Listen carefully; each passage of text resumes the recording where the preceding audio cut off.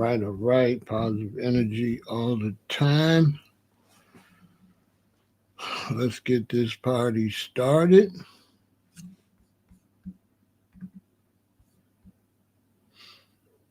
To my daughter, if she's watching, hi. I'm going to behave. My daughter told me to behave today. She thinks she's my mother.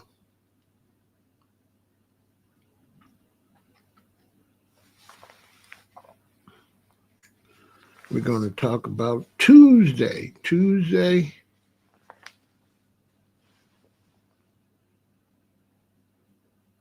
Temporary protective status expires for the Haitians. But it was temporary, so I'm not understanding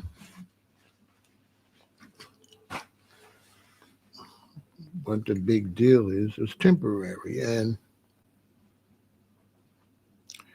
if the Haitian was going to stay here until Haiti gets straightened out, they would be here forever.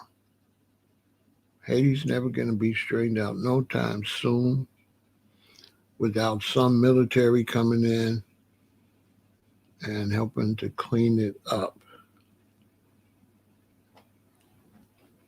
But we're going to talk about it.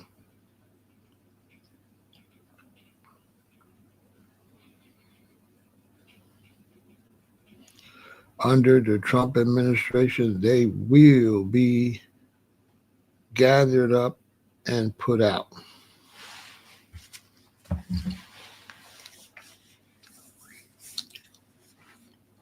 Yeah, they out of here. We're going to talk about it. Come on in. We got the great city of Chicago in the building. Shout out to everybody on Twitch, Kick, YouTube, and Facebook. We got Fairborn in the building. We got Miami in the building. We got San Jose in the building. We got Naptown in the house. We got Buffalo in the building.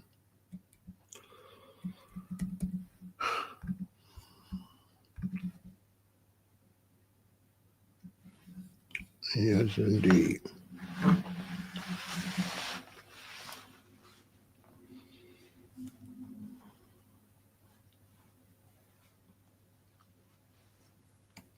Lots of anxiety in the Haitian community.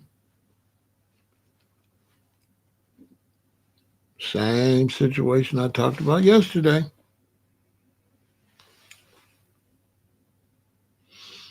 Yeah, 22 days. It's the same situation. I can't really be disappointed in Black immigrants, the way they move, because how would they know that they're not rooted in the country like that for hundreds of years?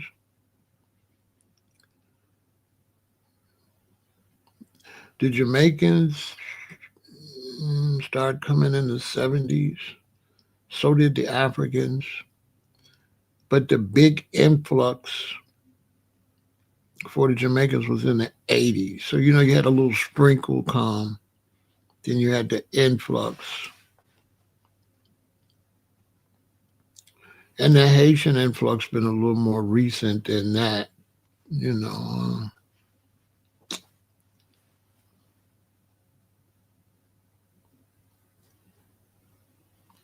They had. I remember when I went to Florida. Y'all probably don't remember the boat people, where the Haitians was on boats. They used to have to go try to save them because some of them would, drown in the ocean. It was pretty bad. It was at that time. That was like 1997, 96, 97. It was pretty bad. I remember being in Florida and just, Haitian family just following me, begging for money and food. It was pretty bad. They was really skinny. The man and his wife,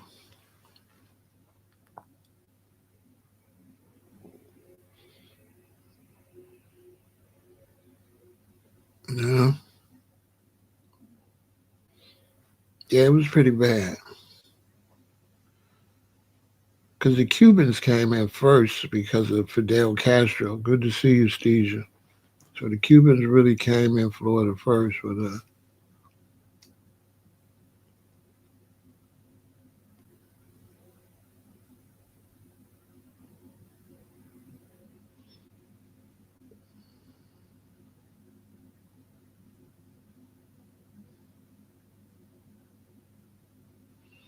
yeah, because not all parts of Haiti is bad. Not all parts of Haiti is bad.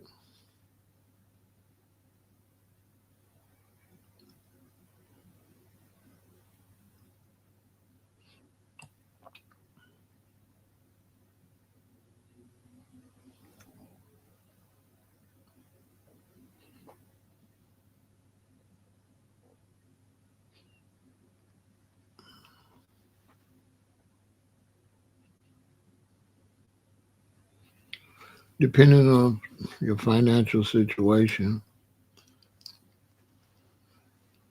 being a YouTuber, getting YouTube money in Haiti, you be kind of like baby rich. You won't really be living the real Haitian life.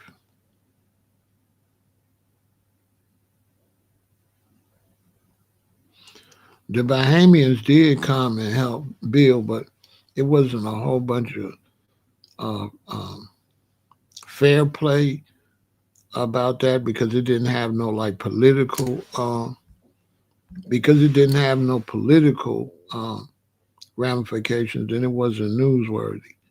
Whereas with the Cubans, it was a whole beef with Kennedy and Castro and Russia, and they almost had a war basically. We came just a few minutes from war under the Kennedy administration. So that's why all the highlight was on Cuba because of the Cuban Missile Crisis,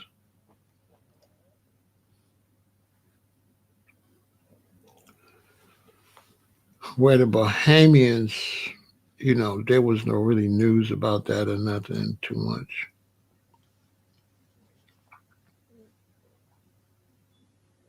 Plus, a lot of the Bahamians went back. They went home because the Bahamians and the Jamaicans used to come up here and work, but they would go back home.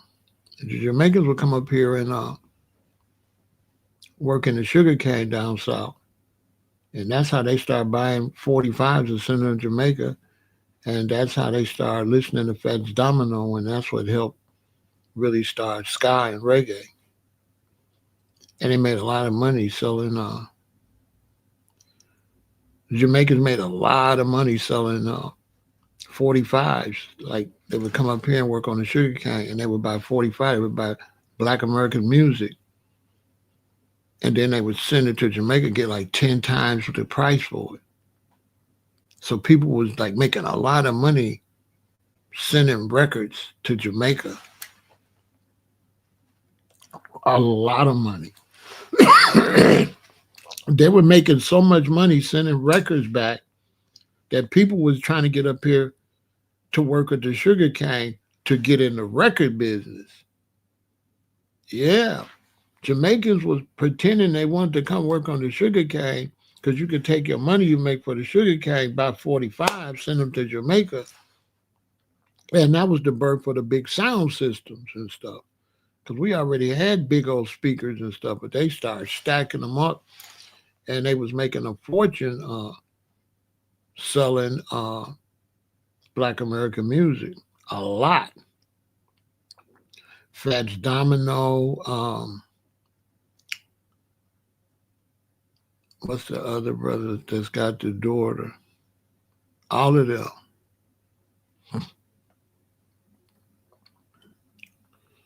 Yeah, they was getting rich, but Fats Domino was the favorite. So that's where Fats Domino. I lost my hill on Blueberry Hill, and they took that Fats Domino like skank and turned it to dun dun dun dun dun dun dun dun dun dun dun dun dun dun dun. And then the Rasta put it on the Nyabingi drums and slowed it down to chinkin, to chinkin.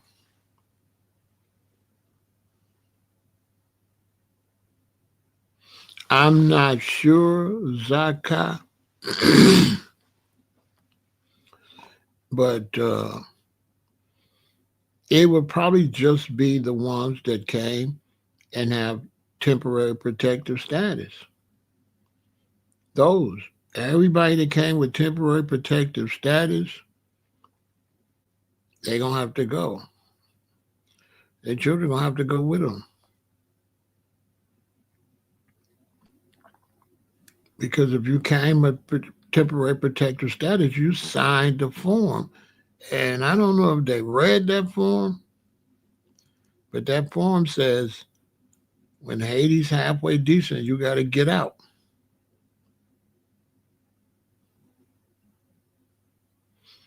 On a side note, people, read the dotted lines. Read whatever you sign, you better read it and really understand what you're signing.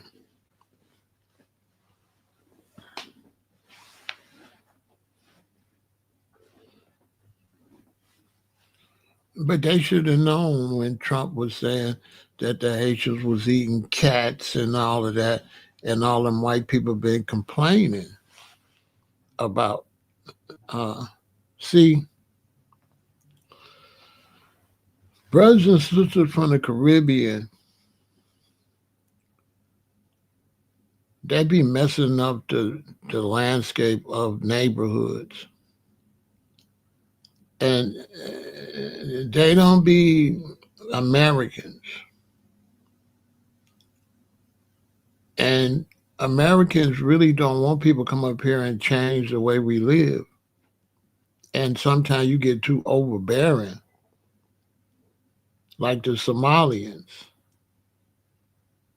And so now when Americans don't want to, they don't want to see no remnants of Haiti. They don't want to, we don't want to see nothing in the United States look like Somalia. And a lot of immigrants don't understand that. That once you go in and you begin to change the look of where you live at, everybody wants you the hell out of here. Because you bring your way of life to America. And people feel like you didn't want to come to America. Because if you wanted to come to America, why aren't you mixing into American life culture? Why are you bringing yours? You should have stayed where you was at. And that's 100% correct. If you want to come here and you want to hang Jamaican flags everywhere, stay your ass in Jamaica. If you want to come to the United States, you want to hang up Haitian flags everywhere, get out. Go back to Haiti and hang your Haitian flags up. Because you violating the reason you said you came here.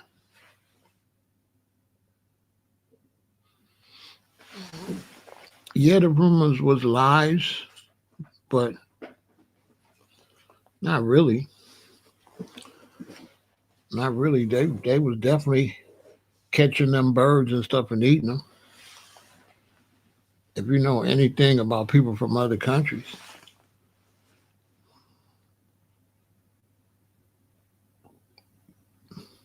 You know, they come from other countries. You got a hospital, got 20 ducks. You go back, it's only 15. You go back, it's only 10. Where the ducks went. See, when you bring somebody up here that catch ducks and eat them, and then you got ducks for decoration. See, culturally, they're not really doing nothing wrong. They just living the way they live. They caught the one guy with the animal in his hand, taking it home.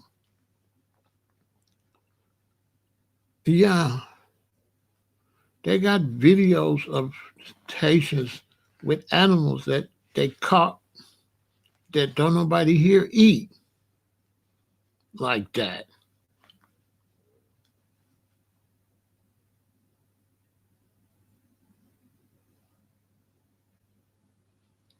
I'll give you an example.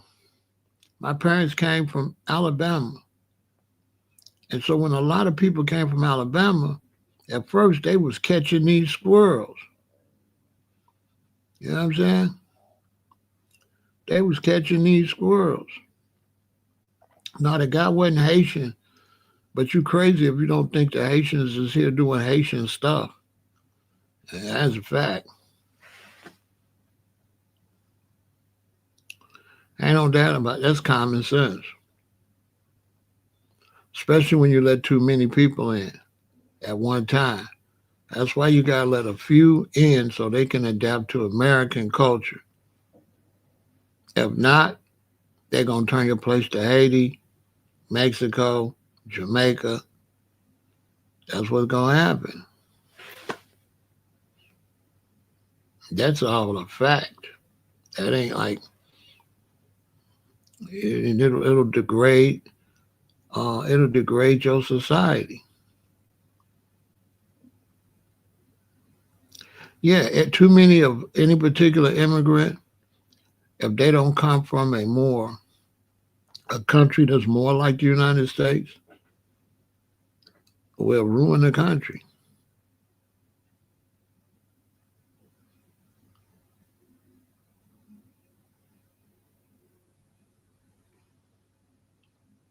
Like me, I wouldn't be happy living in a city that looks like Iran and all the women are wrapped up and everybody's Islamic. I wouldn't like it. I wouldn't like it because where we at, you're a Muslim, but you keep that to yourself and you go to the mosque or you're a Christian. I wouldn't like to live in a city where you're all Muslim outside and you create a Islamic city. I wouldn't like it because in America we got separation of church and state. I wouldn't like it at all. I would feel uncomfortable. Like you coming over here changing our lifestyle. Why you didn't stay where you was at? It doesn't make sense to say you don't want to be where you at and bring where you at over here. Doesn't make no sense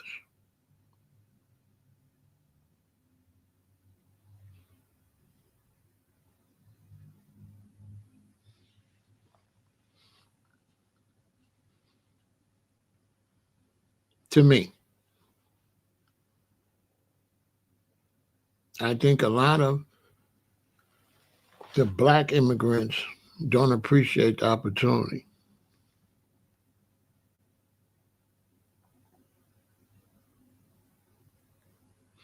Yeah, they're gonna go back to Haiti. Bye. What do we lose? I just speak for foundational black Americans. We don't lose anything if black immigrants go home because you didn't bring nothing. You didn't bring nothing. We don't benefit from you none. So bye. What are we losing? But a hater. That's another question. You know, are we losing as a hater, basically? Bye. You didn't make your move right.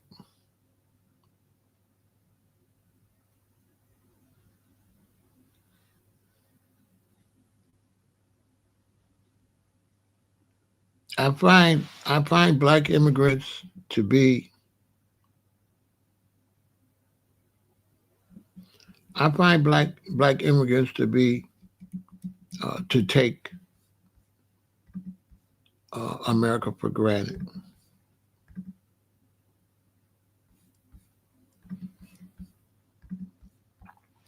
I find blacks that come from other countries, they take America for granted.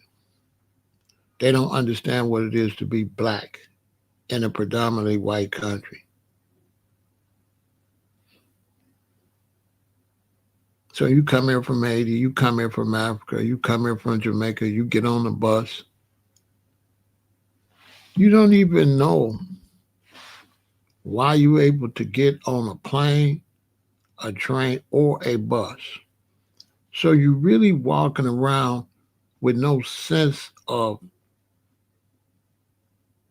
how you really able to walk around here. And that's why I don't really get along with black immigrants because we shed a lot of blood for them to come here. And they don't seem to understand that. They don't understand what it is to be black in America. And they don't respect what foundational black Americans went through.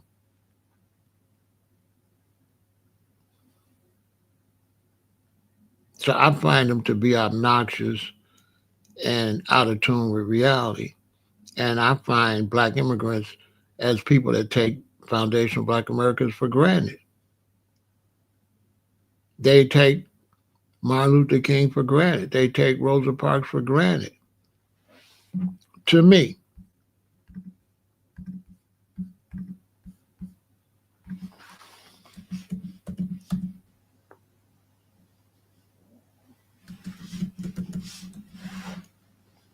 to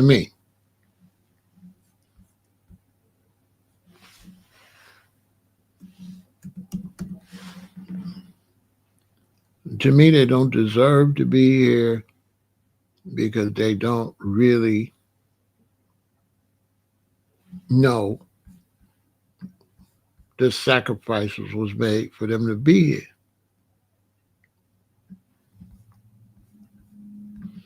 To me, they didn't take the time to really find out where they at.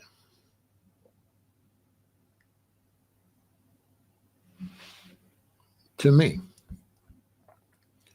And they're gonna get their wake up call. That's all. They're just finding out what's really up. Because they don't know nothing about this. People like this man is the reason your black ass even could come over here. If it weren't for MLK and Malcolm and Rosa Parks and all them, you wouldn't be able to come up here from no Haiti, Africa, nowhere else. You would have been getting treated the same way we used to get treated. And you waited until we broke free and put our blood in the soil to get free, and then you prance your ass over here without respecting the sacrifice for you to come over here. That's how I feel about black immigrants. They have no respect for our ancestors.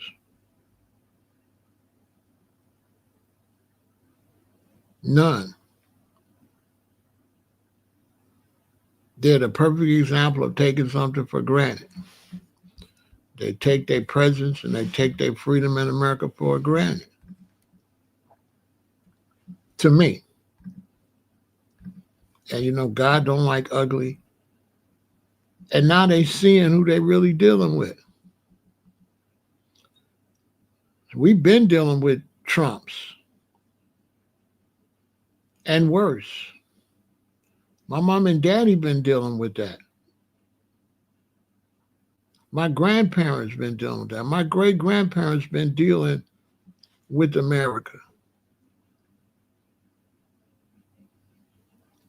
My great grandparents, when they was walking down the sidewalk, if a white man come, they had to go stand in the mud until he passed or walk down the street. You couldn't stay on the sidewalk with a white man. You had to go stand in the street in the mud and let him go. When my mother went to school in Alabama, she had to stand up and hold my uncle. And she was just a little girl. And she had to hold him tight because if he bumped into a white woman or a white man, they might pull him off the bus and beat him bad, might unalive him. You from Africa? Where you from? You know anything about that? You know anything about me and my OGs fighting to go to school, to walk around here? You know anything about that? To the Africans and the Caribbeans, the Jamaicans, and y'all. Y'all know anything about the fighting we had to do in the 60s to go to these high schools and these schools?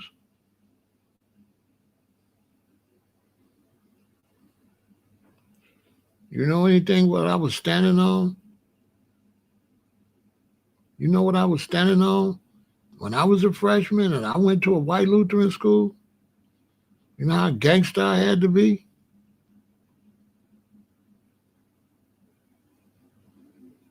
You know why nobody don't be beating us up? You know what we did for people to leave us alone? They didn't just leave us alone. There was some furniture moving around for them to leave us alone.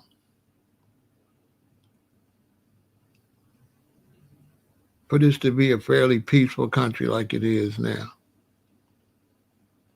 And not just foundational black Americans, white Americans too. The Irish and the Italians and them, they was going to war to be able to walk around uh, and be Irish or be Italian and stuff. Yeah, they had beefs based on different immigrants too. Go watch the gangs in New York. You'll see the white immigrants did a lot of fighting each other when they got over here till they became white. So you walking around here prancing around with your nose in the air from Haiti with no damn respect. And I don't know you. I don't know you. I don't know you. And you didn't care to know me. So bye. I don't know you.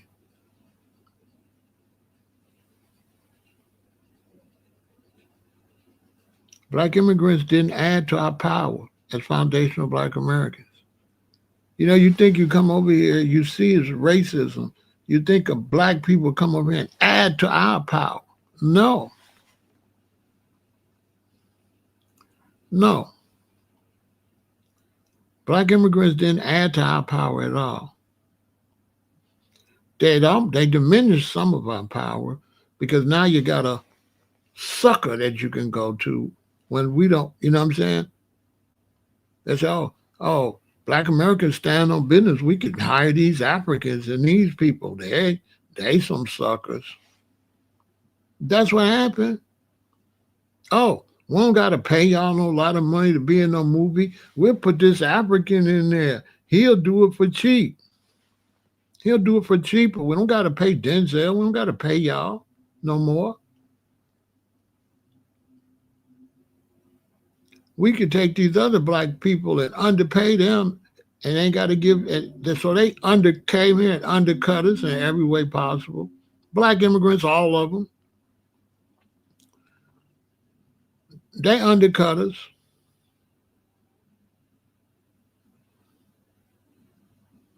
Thought stuff was sweet.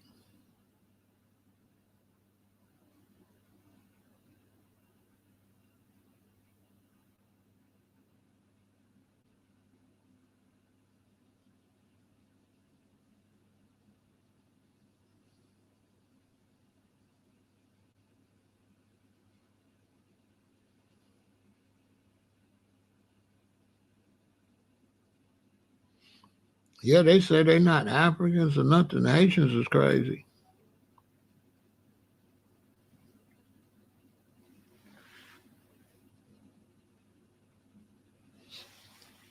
Black immigrants, they only respect white Americans in the government. They don't respect foundational black Americans. They sellouts. Not every last one of them, but typically.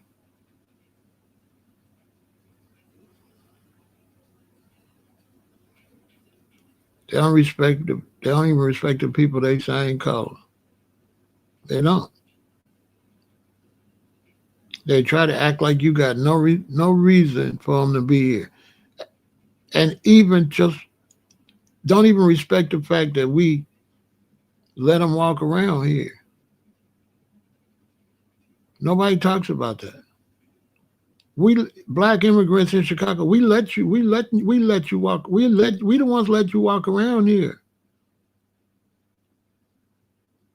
We never bothered you. Show me what black Americans bothered black immigrants in the history of this country. Show me where our gangs must bother them. Black American gangs only fought black American gangs. We never picked on black immigrants that got less numbers. We didn't here in Chicago, we didn't pick on Jamaicans. We could have made it we could have made it uncomfortable for black immigrants, but we didn't.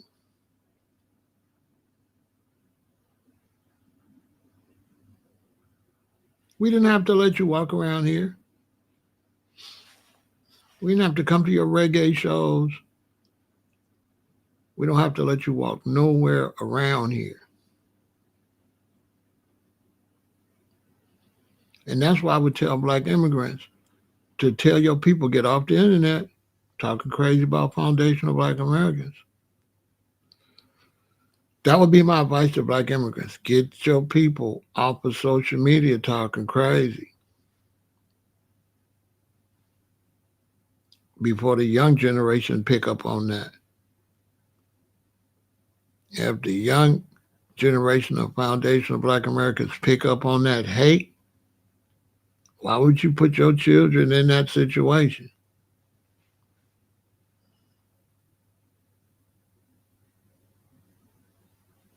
Yeah, down in Miami,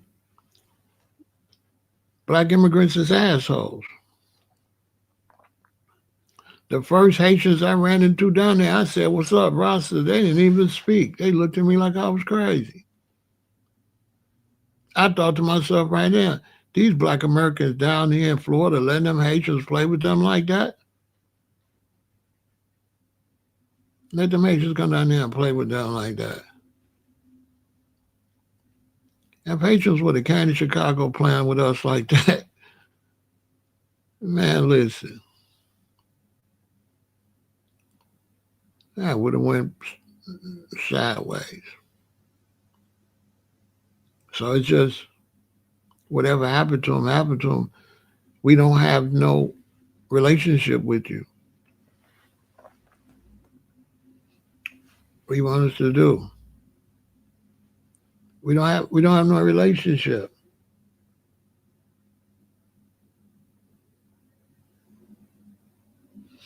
When something happened to foundational black Americans and we protest, you don't see no Haitian flag, no Haitians out there with the Haitian flags. You don't see no Jamaicans out there with their Jamaican flags.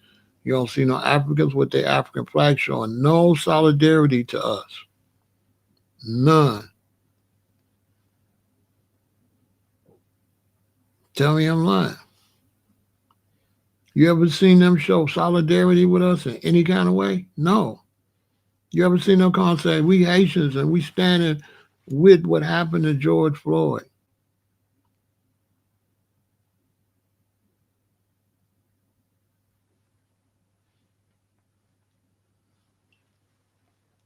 When they make their music, okay, like black Americans, when we make our music and our movements in music with soul, R&B, rap and all that, we competing against white America. Yeah, when we make our music, like our rap music or our soul music, we competing against rock and roll, opera. We're competing with white American recording artists. That's who we competing with. Africans competing with us.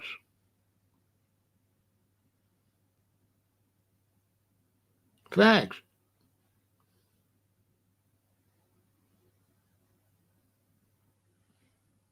Reggae and Afrobeat is competing against black Americans.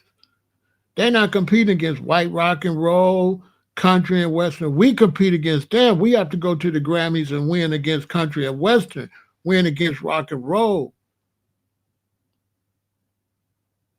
They only compete against us. You don't never hear Africans compare Afrobeat to no white music genre. They just say, oh, it's bigger than hip hop. They don't compete globally. Black immigrants. Black Americans is the only blacks that compete globally. Now, blacks compete globally as far as soccer. That's it, kicking a damn ball. But as far as other things, no, they don't. No, they only compete against us.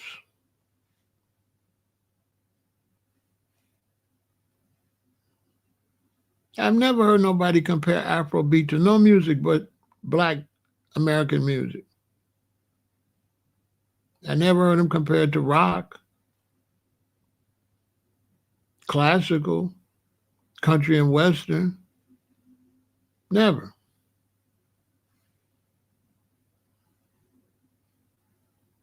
The only people they compete against is black Americans. And black Americans, we out here competing against the world.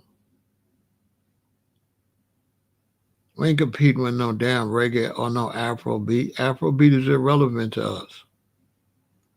We have to compete with these big artists, with Taylor Swift in there over here, if we want to win a Grammy.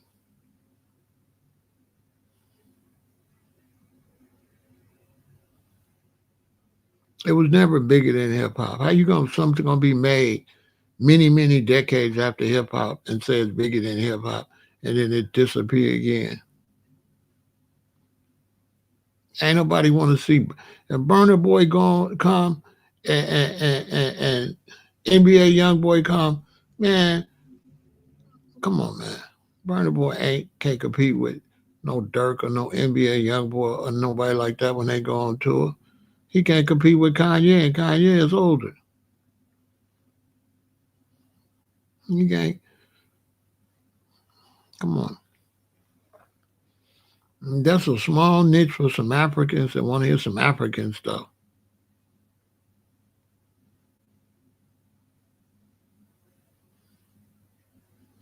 Hispanics didn't take reggae from Jamaicans. Jamaicans switched over to dancehall. I don't know where you got that from.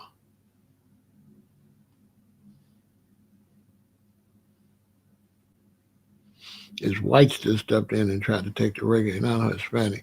White dude, a white band won the Grammy. I know Hispanic. But nobody took reggae from Jamaicans. Jamaicans stopped doing reggae. Reggaeton is not really reggae, it's dancehall, if you say so. But no, nobody took reggae. They stopped doing reggae, dear Nadia. They stopped doing reggae. So nobody really took reggae. You remember, right? Reggae went into Shaggy. It wasn't me, right? Reggae went into them.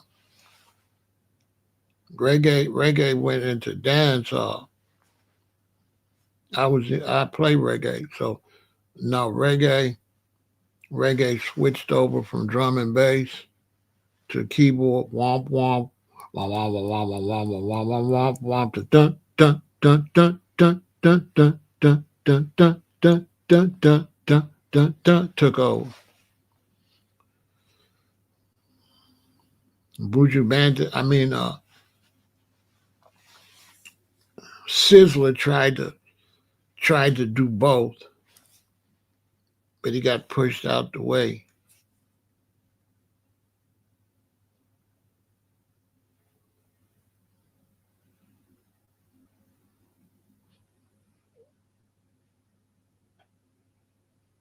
Who trying to claim hip hop?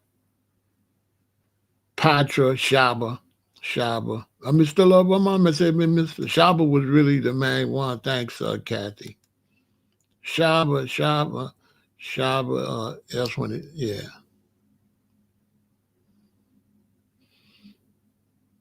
Yeah, Sean Paul, Shaba, and that's what they pushed that.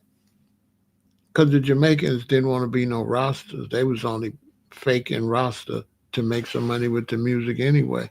And once they found out they can make some music without being roster, they jumped on it.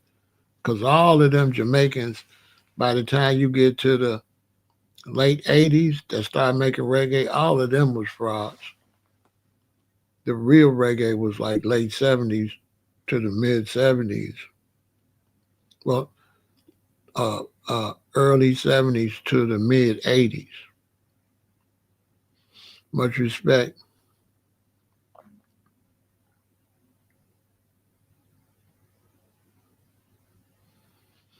Why? Why? Because when you come from somewhere where they're not slaughtering birds where they come from.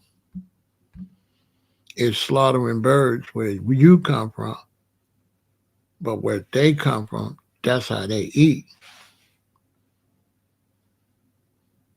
So if you're in a village in Africa where you catch wild game and eat it, and then you come here and you catch things outside, that's like wild game. I was gonna India. I was gonna bring that up when my parents came from Alabama, and they all first came up to like Chicago and stuff like that. They was still hunting squirrels. Yeah, they was hunting squirrels. They was hunting those birds. Uh, it's something else they was hunting. They was hunting these animals, and the cities had to make it illegal because the people in the down south in the country, it was legal. It's a squirrel. You catch them and eat them. So when they came to the city, they're like, "No, you can't. you know, you can't catch no squirrel up here." You understand?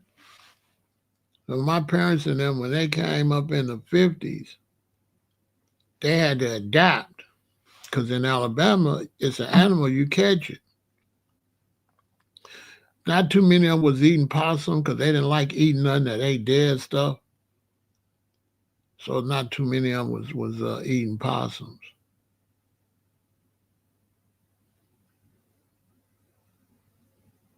You know what I'm saying? So when they came up here, yeah, they was doing the same thing because in the South, you would eat a possum if you was hungry. In the South, like during the Great Depression or during the Dust Bowl when it wasn't no, when all the fruits and vegetables got messed up, you're gonna eat whatever you catch, a cat, a dog, whatever. It's a whole nother mentality you go through in hard times. No, because like I said, they made it illegal. So I'm the first generation sophisticated. By the time my parents had me in 58, you go to the store and you buy your bacon and eggs and stuff.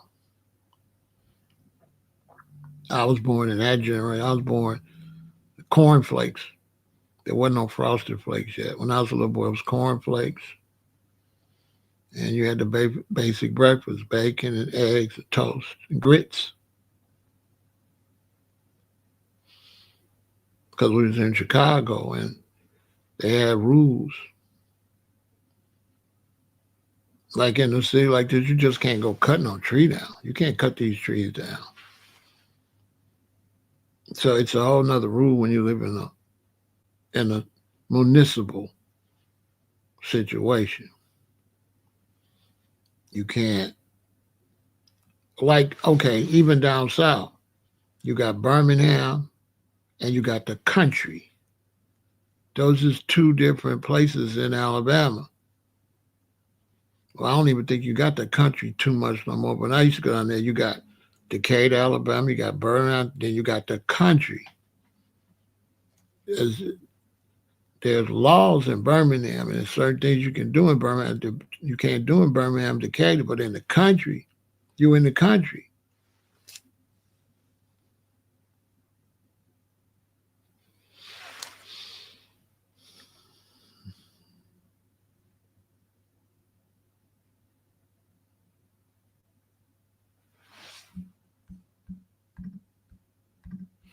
You know what I'm saying? So when you in a city, it's different than when you're in the country.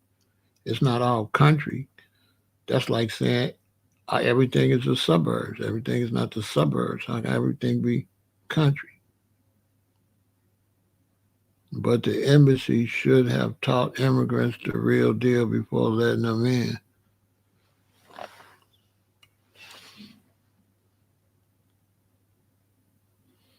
Uh,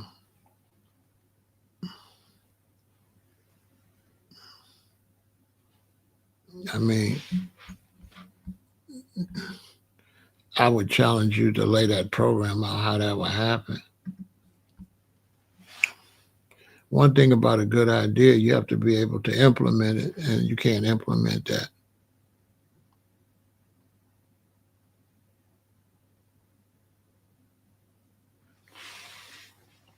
Right. So it depends on where you live at.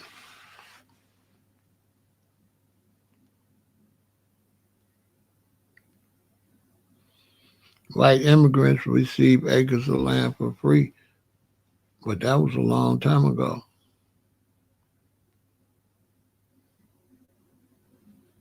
And also, when you start talking about immigrants, when like right now,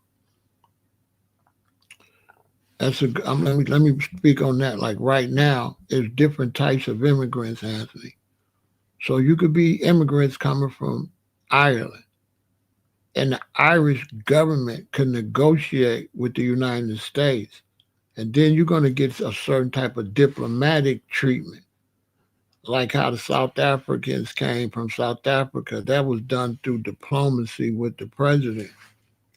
Then you got people that just run across the border, and there's no diplomacy. The Haitians was boat people. They wasn't bought over in a diplomatic way.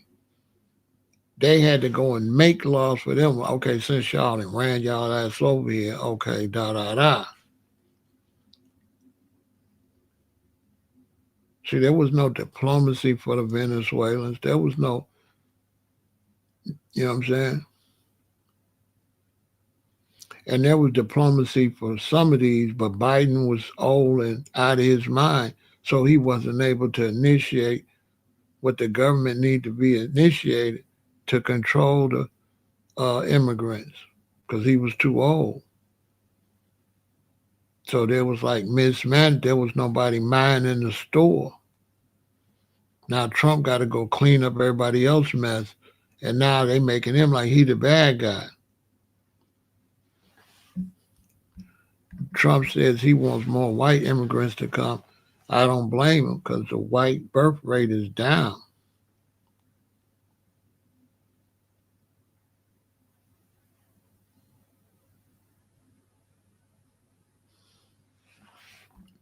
The U.S. needs to stop installing presidents in the Caribbean. So you saying a superpower need to not be super?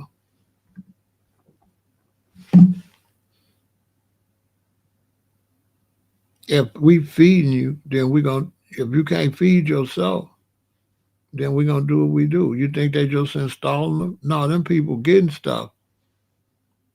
So then the Caribbean uh, countries need to stop begging and taking stuff. They won't have to do what America told them to do if they wasn't begging and taking stuff. They got to do what the Jamaicans got to do what the Chinese told them to do because they begging and got the Chinese building their roads and everything. You can't beg and be independent.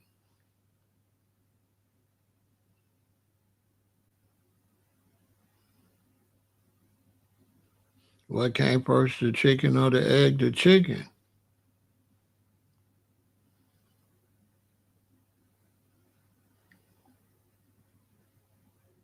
That's like saying what came first, Adam and Eve or Cain and Abel? Checkmate.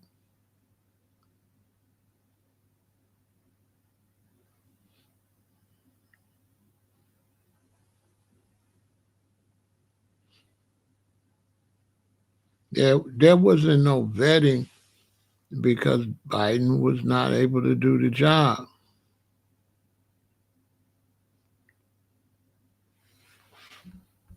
Okay, you trolling. Put this person on timeout till tomorrow. They here for nefarious reasons. They not, you know what I'm saying? Indian alpha male. Get him out of here till tomorrow. Because that ain't even no alpha male stuff. He over here doing some feminine stuff to my alpha male, begging for somebody to shout him out. Get him out of here. ICE won't be able to seize Haitians in New York.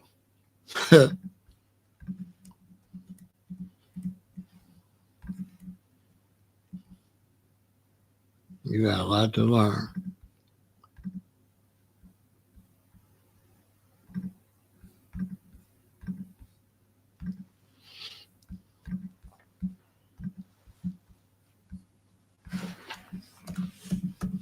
Why you think they put that little dude out there, head of ICE, and gave him a break and just brought him back? So you telling me this man is not going to get them Haitians out of New York? You crazy. They got new trucks. They got thousands of new ICE vehicles. And when they come to New York for the Haitians, and the Haitians want to fight, y'all know what's going to happen to them.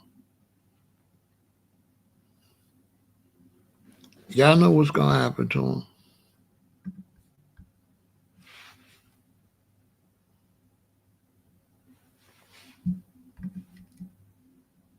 The Haitians ain't going to do nothing. If the Haitians was that bad, why they don't fix Haiti? How the Haitians all that, but you have to run from Haiti, but you the big bad wolf, but you had to run from home. You can't even fix your own home. The Haitians ain't on nothing. That's all make believe.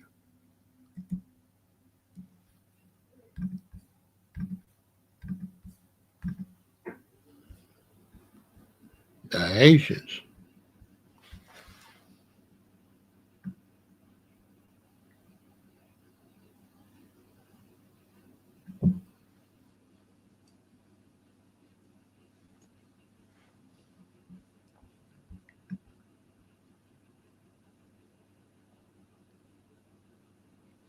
The Haitians ain't on nothing.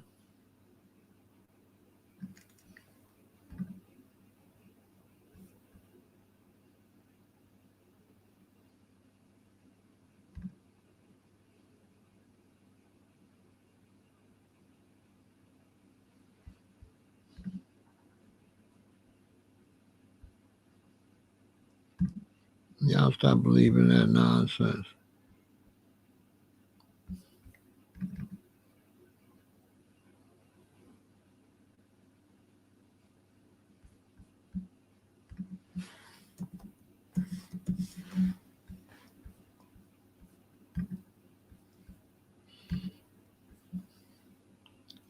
They gonna scoop them up and they gonna be out of here.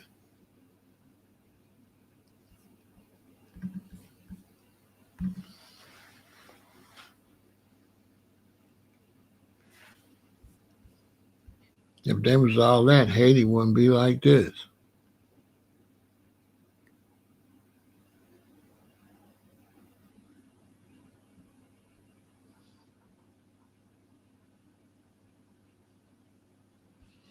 Basically.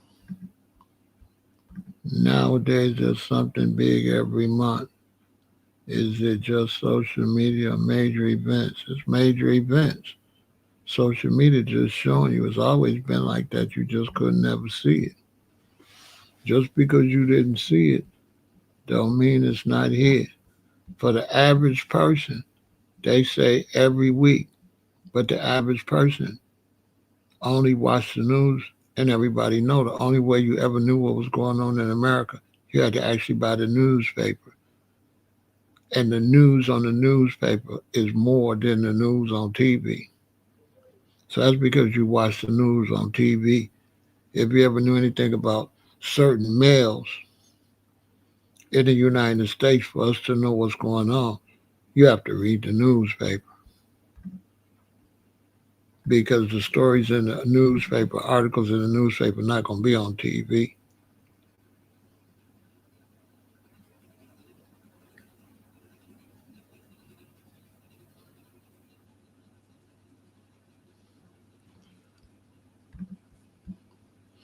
Why would I show them parts?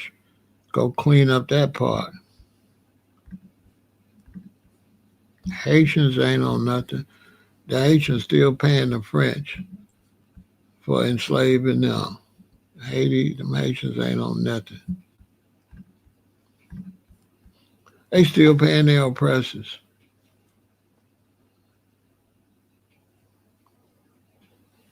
Yeah, they pay reparations to France. Haiti ain't on nothing. This where the beef is at. The only reason, the only reason they be trying to say Haiti doing better, Jamaica doing better. The only reason they say that? They don't say that in competition to white America or Europe. They say that only in competition to foundational black America. You're trying to prove to me you're doing better. You don't never try to prove to the white man you're doing better. It's always you're going to show me. No, you just don't know. That's what that's always about. Every time black immigrants beat on their chest, it's out of competition with us. Because they damn ass know they don't compete to the United States government. They know they don't compete to France, to Germany. They already know that. So they have these fake competitions with us.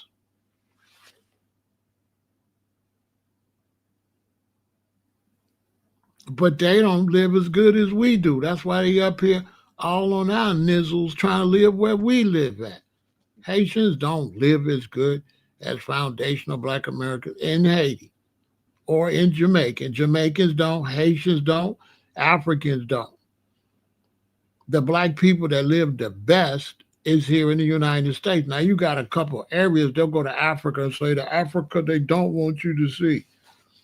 Show us the Africa they want us to see and stop lying. Don't show us no little hole in the wall. You drive all across the United States, you ain't gonna see no raggedy ass shit like you're gonna see in Africa, in Haiti, and you ain't gonna see that nowhere.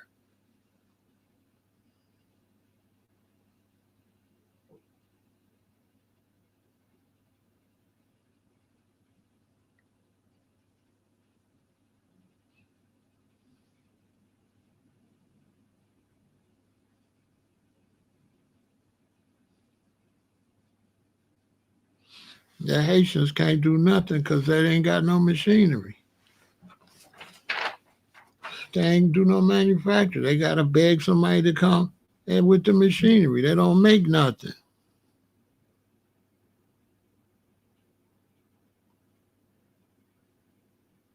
You say Haitians don't let them take you into custody. Yeah. You're gonna be just like that white dude and that white lady up there. It's all, go ahead, resist arrest. The Haitians ain't gonna do nothing but get dragged off the streets, stowed in cars, and carried out of here. All that tough, the Santla overture, man, that's a fairy tale. If the Haitians was all that, they wouldn't have ran their punk asses up here. They would have fixed their country.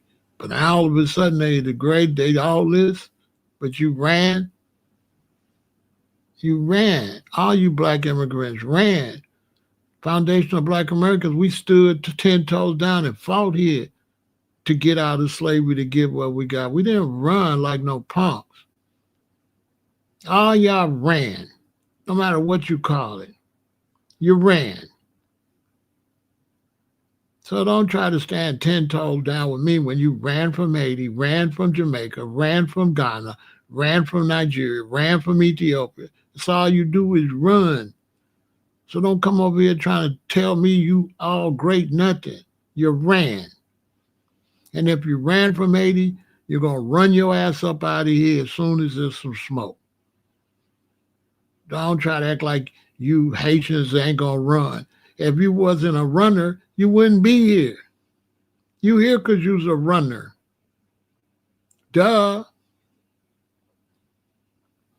You only tough in your mind in books, history books.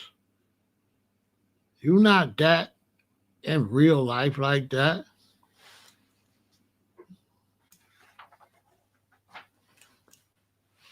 You not that. I'm in big Chicago. If you was that, why you ain't Chicago being that? That's for all you tough ones too. I speak for Chicago. We don't believe it. We ain't seen it.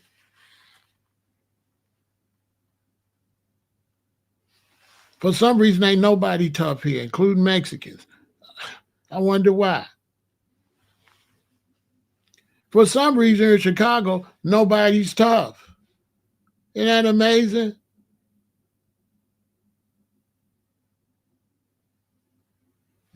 For some reason. For some reason, black immigrants, I don't know where all their toughness is at.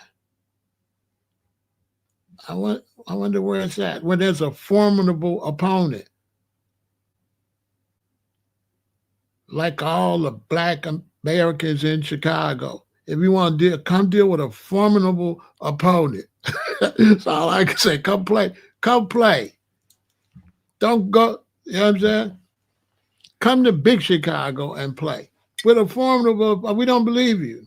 We don't believe Nigerians. We don't believe none of y'all. No. No. I don't believe you. I don't believe you'll walk up on me in Chicago and say nothing. Nothing. You'll zip it. You'll zip it. You'll zip it. I don't believe it. I haven't seen it. All I see around here is GDs, BDs, Blackstone, Vice Lords, and four-quarter hustlers. That's all I see. I don't see no zoos. I don't see none of that. I don't know.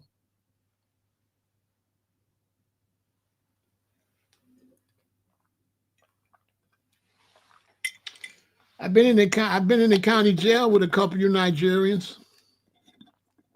You were so quiet, so nice. You stayed your ass out the way. I've been in the county jail with a couple of you Trinidadians and Jamaicans. You wasn't screaming all that bomba clot and all that. You was quiet. You was real. I don't know. Okay, you was real quiet, like a little mouse. You was like this in that county jail. This is how you was. You was like, hey, Pharaoh, am I safe to talk in here? And I was like, no, shut up.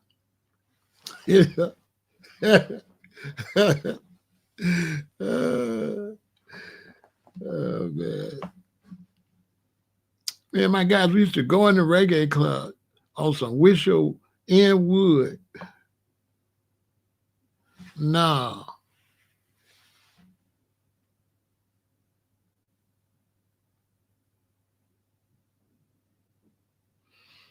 They don't got cornbread in the county jail. And I had commissary and took the top bunk. In the Cook County Jail, the top bunk is where the boss is at. The bottom bunk is, look, you can tell. When people be talking in the county jail, the boss is on the top bunk. So you a rooster, you a male chicken. Look, the talking don't even know what he's talking about. He said you took the top bunk. Man, never been Don Dada.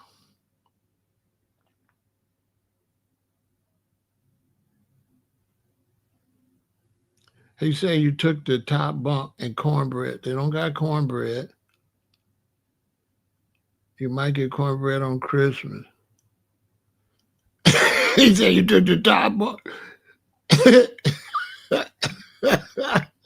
I tell you, people come over here and make fools out there. So the top bunk is what you want, fool. What the hell?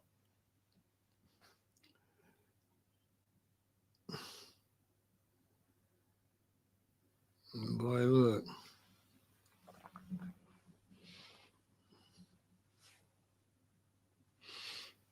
He's a bird. You see, he got a picture of a bird. You can't trust no man. His picture's a bird.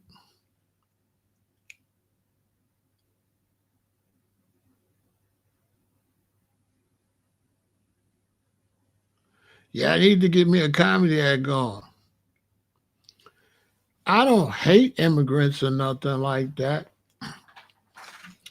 I'm just saying, my point is that the immigrants, the black men immigrants, aren't good tacticians and they're not good diplomats. And they didn't lead their people correctly.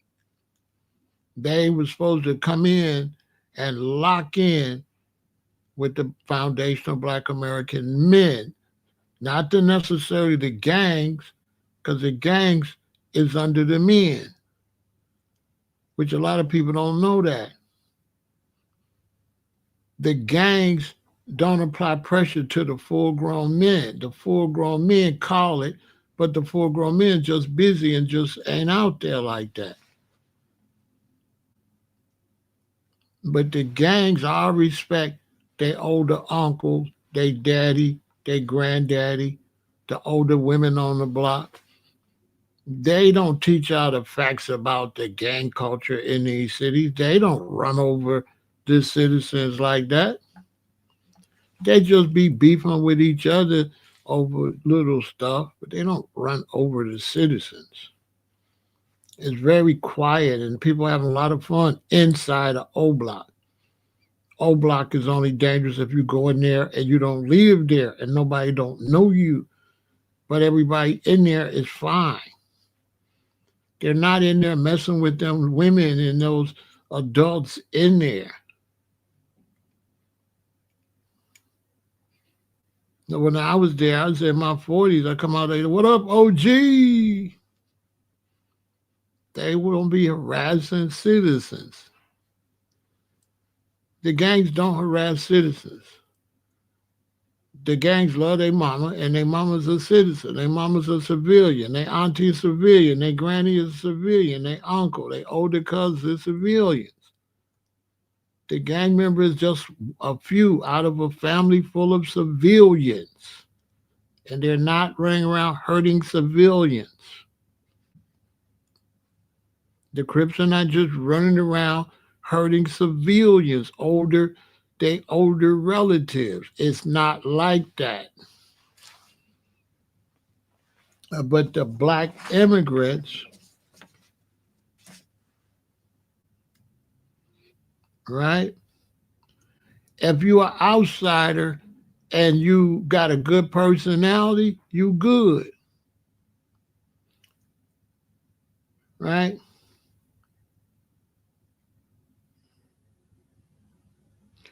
The black immigrants made a mistake because they should have came like when George Floyd happened, they should have been out there strong. The Jamaican community, weak stats, see, they never do nothing like that. Every time we have a problem, they don't say nothing. So now when the dominant blacks in the country have a problem, you don't say nothing.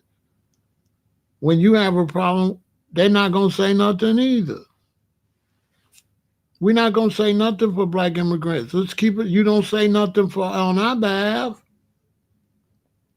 Black foundational black immigrants. Show me where you see a bunch of black immigrants stand up with something that happened to us and let it be known they black immigrants. No, they don't show up at all. White people show up.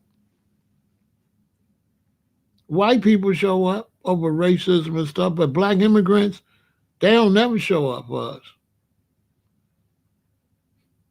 Their attitude, it ain't their problem.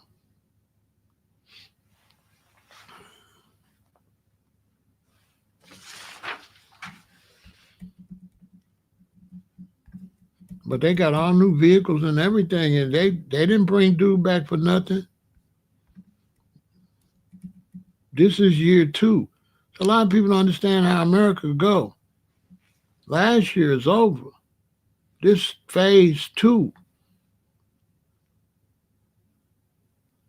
It's going down. And black people is jealous of us.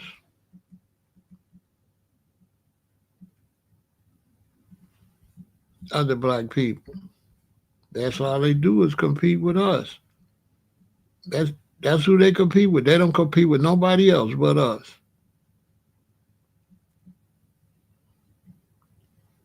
And they love our downfall. I don't know why. Like it's got something to do with them. I don't know. But black immigrants, they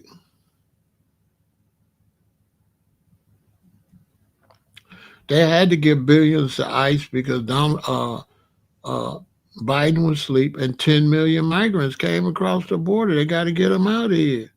Many of those migrants, see, let me tell you something, Zaka. It ain't just the migrants. It's who else came across the border with them. It's a security threat. And so the young black men that's watching me, if you want to know something about government, start thinking governmental. If a bunch of people run into your country, they ain't all friends. Some of them can be serious opposition. Some of them can have dirty bombs, all type of stuff. You got to find these people and get them the hell out of here. You can't have an open border. Just like you guys close your door to your house. Do you leave all your doors open to your house and all the windows up when you go to work? Okay, so let's say you did that. You come home, you come in there, it's a bunch of people in the house. You don't know them. You put them all out, right? Once you put everybody out there standing around in the rooms, you ain't going to look under the beds. You ain't going to look in all the closets because there's going to be somebody hiding in the cracks and crevices. It might be somebody in the attic. And these are the most dangerous ones. The ones sitting around the living room, they ain't necessarily dangerous. They bogus. But what about the ones that went and hid in a crawl space? This is what America's worried about. Where's the ones that hid in the crawl space? And then, okay, you see how I really don't got a lot of respect for black immigrants in the United States? What y'all think white Americans think about them? The same thing. They look at you, they look at immigrants like y'all all immigrants. This is how white Americans look at you. You came to our country. You don't got no respect for us. You're not friendly. You don't help us with nothing. You just eat up all the food. This is how white Americans look at immigrants from third world countries.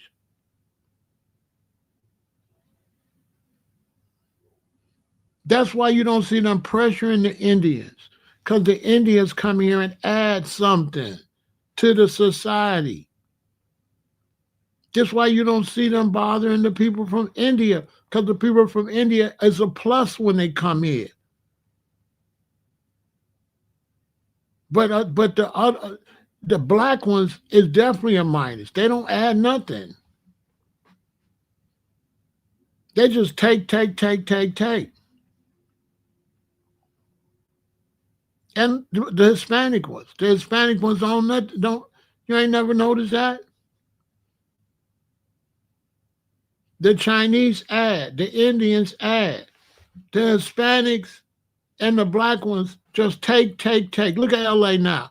The Hispanics is there. Then tow the whole state up. Go to the big states with a lot of Mexicans, Texas, California, and go see how many Mexicans in the penitentiary system. You know how much billions and billions of dollars America got to spend to house Mexicans in the, man, y'all better tell them about the Mexicans in California in that prison system. The Serranos and the Noteros or whatever they call. You got the southern ones and the northern ones. They hate each other. And they ain't doing nothing but tearing California up. The Mexicans. The Mexicans is tearing California up so much that Mexicans don't want Mexicans there. The Mexicans that been there do not like the new Mexicans. They mad. They said Trump shouldn't have let them new Mexicans in there. It's ruining their way of life. Look it up. It's Mexicans in California that's pissed that the border's open because they had a nice way of life and too many Hispanics that came and ruining their way of life. They was Mexican Americans. They was living the American dream. They was living a nice life. Now here you come.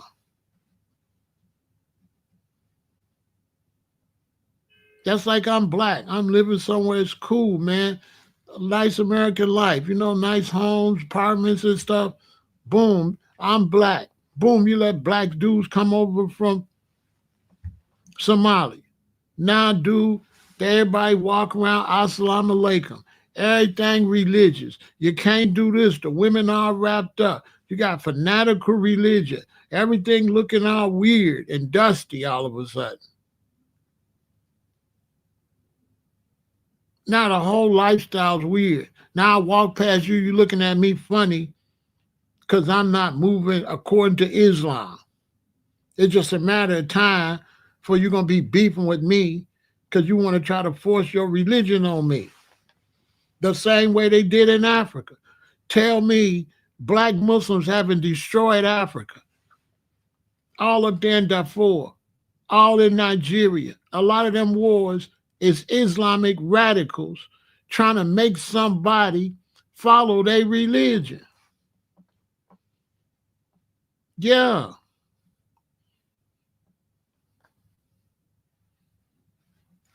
Facts.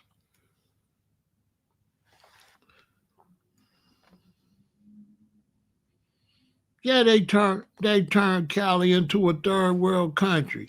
Man, MacArthur Park used to be nice. Man, y'all should see MacArthur Park now. They urinating and defecating all over the park. Man, it look, man, MacArthur Park used to be nice. It was always dangerous because it was real big. So it could always be criminals that could rob you or something. So we never really went up there. But it still looked nice. Now,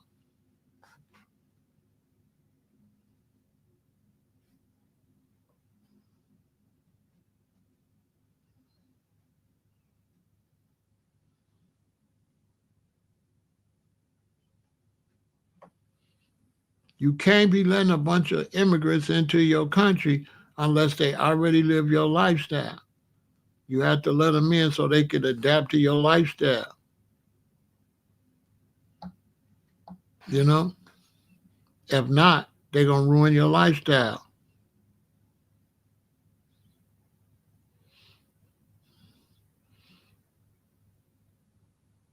Hey, I'm trying to tell them. I'm trying to tell them, Alexis.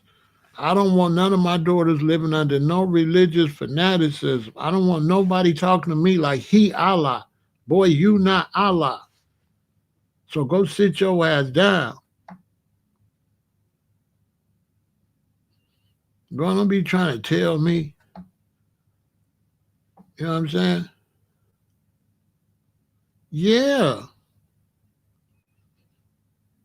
Yeah. So now Trump the bad guy because he got to clean up Biden's mess. Look, this was the one worked with Obama. They cleaned the country out. Last person he worked with was Barack Obama. Cleaned the country out. Cool. Trump get in there and stay clean. Cool. Biden get in there. He ain't doing nothing. He just walk around looking like he don't know where he's at. They never went and made him sit down. He never was the president. He was just in there. Like, he was gone. He was too old. He was gone. So now you got all these people come from everywhere. Chinese, all kind of people. Russian spies, all kind of terrorists, everything that ran into the country.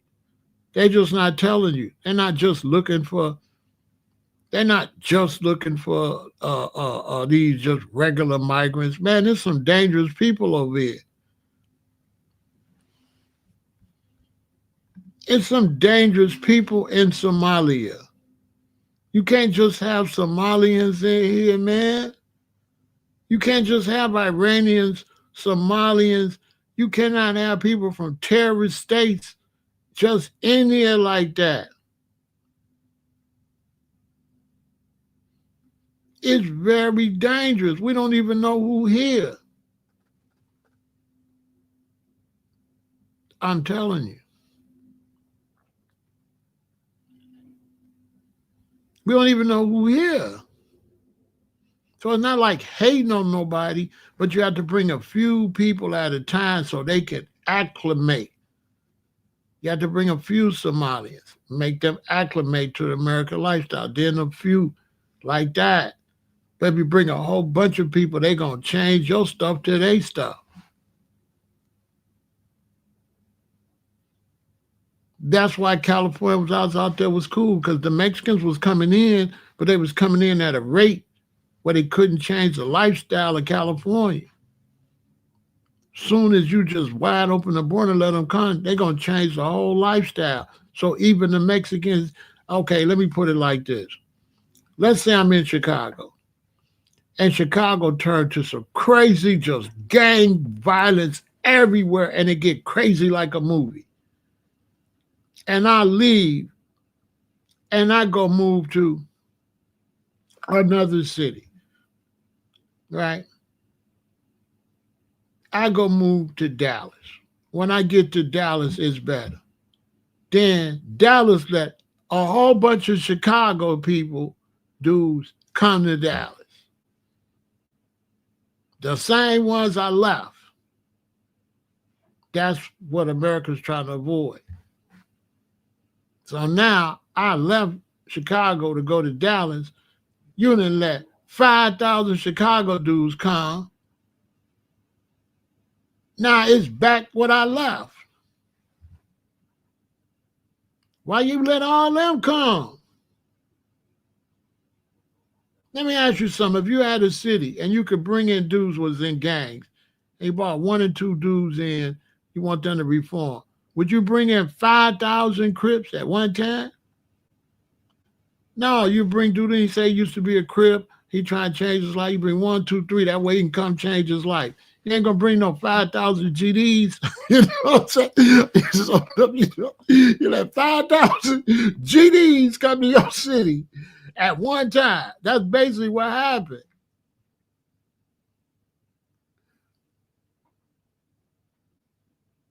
Now the place gonna be a mess. You done let 5,000 GDs come.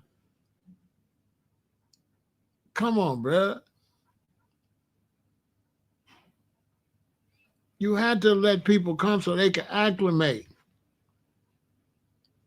If I got a son and a daughter, and we got a house, we got an 8-bedroom house, and we want to bring in 6 more people, we're gonna bring in one at a time, and we're gonna bring them in like every 2 years. That way, when we bring the first person to live with us, get them 2 years to live the way we live.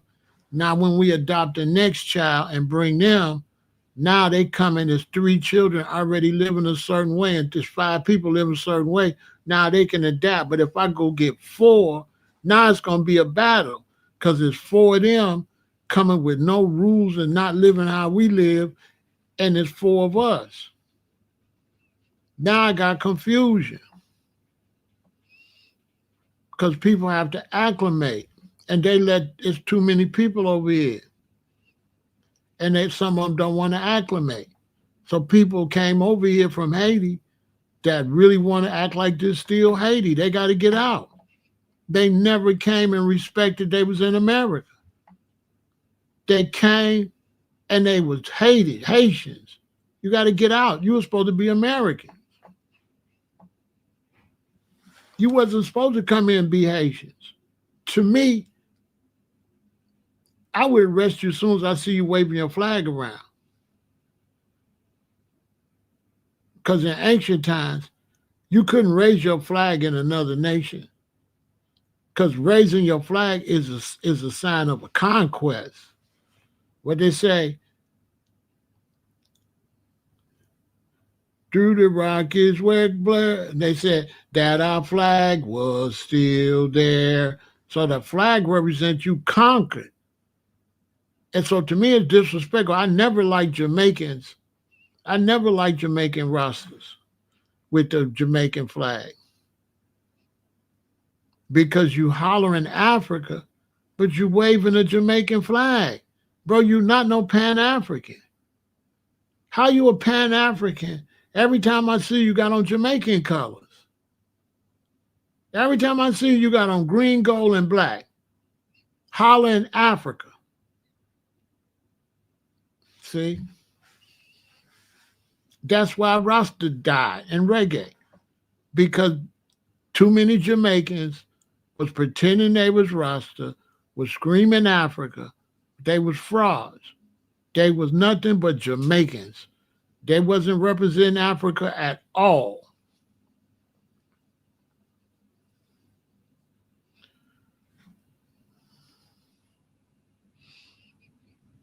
And that's what you see going on here. People in the United States saying they want United States citizens, but not acting like United States citizens. You want to be a United States citizen, but you're doing stupid Haitian stuff. Haitian this, Haitian, Haitian, Haitian, Haitian, Haitian, Haitian. You ain't doing nothing. You ain't represent the U.S. none. Get out. Go back to Haiti, where you love. You come up here. Oh, you want to come to America? It's Somali, Somali, Somali, Somali, Somali, Somali, Somali, Somali, Somali. Okay, go back to Somalia. We thought you was coming to be Americans. We didn't know you was coming to be Somalians and turn America into Somalia. So you ran from Somalia to create Somalia? Get your Somalian ass out of here. Get them out of here.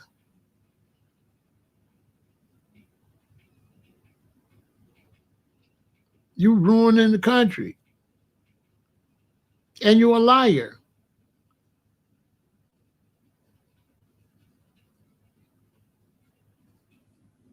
I'm not going to move to Paris and be in Paris tomorrow. Chicago, Chicago, Chicago, Chicago, Chicago, Chicago, Chicago, Chicago. And I'm in Paris. I used to be on the bus in L.A. and see dudes on the bus in L.A. New York, New York, New York, New York. That seemed crazy to me. Dude left New York, came to L.A. and all talking about New York, New York, New York, New York, New York, New York. And I'm like, what? If it's New York, New York, why you didn't stay in New York? I'm confused as hell.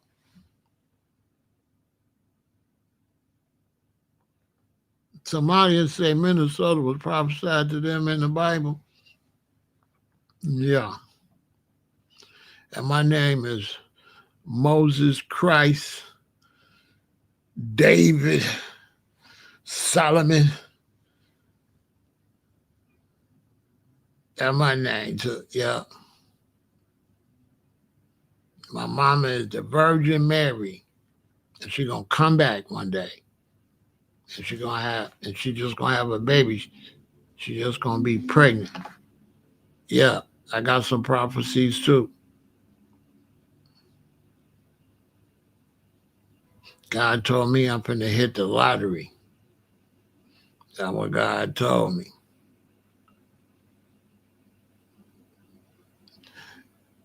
God told me I'm gonna hit the lottery, even if I don't play it. You know what I'm saying? That I don't even gotta buy a ticket. I'm just gonna win. You know what I'm saying? Get the hell out of here. You know what I'm saying? No, they blew opportunity to come. You know what I'm saying? And didn't know who they was playing with. You know what I mean? This is what people don't understand. When you come to the United States, if you're black, you gotta link in with Black Americans. We could have told you. We could have told the Somalians, what's up, bro? Welcome to Somalia. First thing, don't play with these white people. They're going to throw your ass out, G. Don't be too Somalian. If you be too Somalian, you're going to be back in Somalia. You got to be American, bro. You know what I'm saying? I would have gave the Somalians some gang. You don't want to stand out. You don't want to walk around and everybody see you Somalian. You don't want to do that. In places where they want to be strong, they keep it on a low low. The Chinese keep that on a low low. They be the Chinese Americans. They don't be Chinese Chinese. They don't be Chinese Chinese. They be Americans, but they Chinese. Y'all just Somalians the whole time. Ah, hell no. And you black?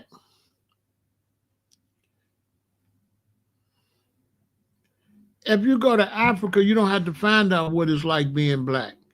If you go to Jamaica, you don't have to find out what it is to be black. But if your ass go to Europe or go to America, you got to talk to some black people about being black in them white areas. You got to go get the scoop. America's a white country. Black people, we just here. We been here, but we only 50 million. It's 360 million people over here. They supposed to come over and holler at us. Okay, how we maneuver in this white dominant country. All right, this is the first thing. You don't want to stand out. You don't want to stand out. You don't want to stand out. You want to blend in. You want to do just like black Americans do. We got black neighborhoods, but that's by default.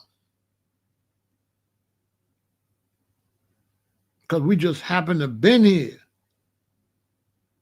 Y'all supposed to have blended in them black neighborhoods. That they got nice black communities. You supposed to go move in there. You shouldn't come and have no Haitian neighborhood, bro. That's a mistake. That's a no-no. Here in Chicago, we had Jamaican spots, right? Gone, deported. When I got back from Hawaii and California, got back, a lot of my brethren was deported already.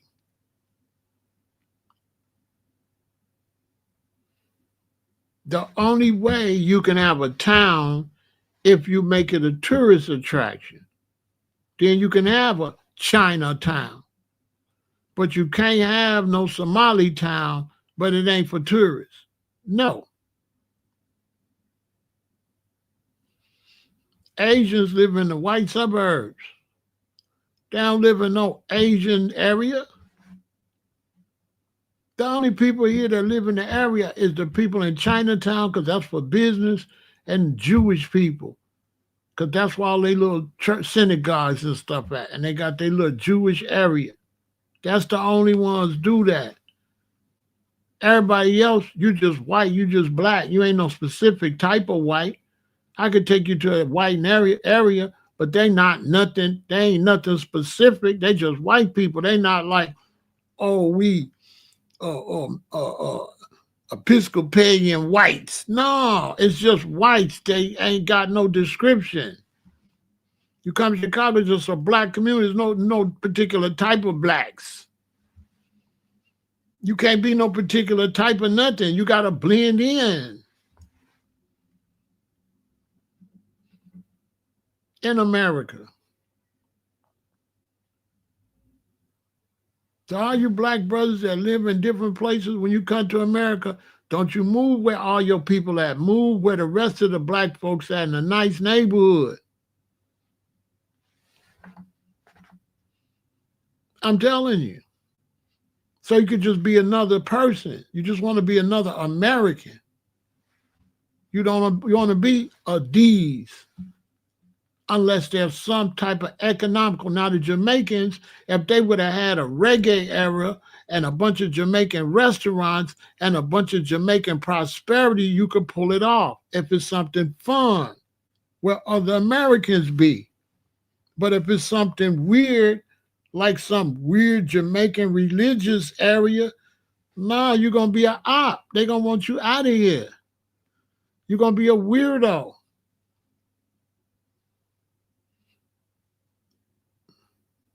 Here in Chicago, we don't got no like Catholic neighborhood where everybody's all Catholic-y. There's a Catholic school and stuff, but it's just sitting in a regular neighborhood. It ain't like the Catholicly everybody around there is Catholic like. No, we don't got that here. It's a Lutheran school, but it ain't everybody there ain't no weird Lutheran belief like weirdo. A lot of people live around the Lutheran church, ain't even Lutherans, don't even go to the church. If you're gonna be different, it's got to be economical for all of America. You got to be like a tourist attraction, not like anti-American. No, we Somalis, and you can't wear that. You can't do that. Allah said you can't do nothing. Okay, we are under Allah, and under Allah you can only do three things: sit down, shut up, and be quiet.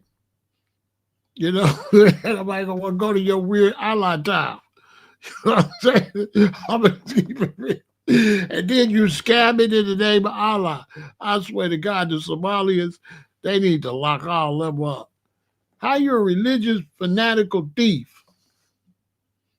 Make it make some sense. You understand? Black immigrants messed up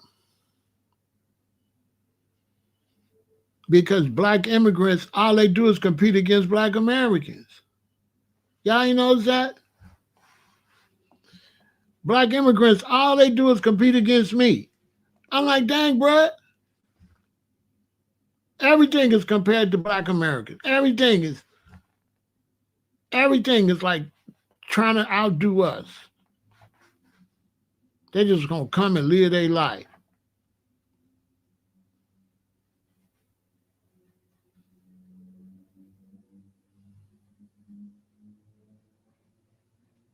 And stay out the way.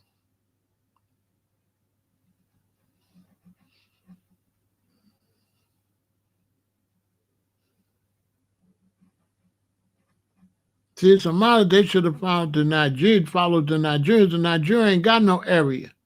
Nigerians ain't got no Nigeria town. They just live places. They live right with everybody else. They'll just be quiet, your little Nigerian neighbor. They know how to do it. They don't be in no Nigeria spot.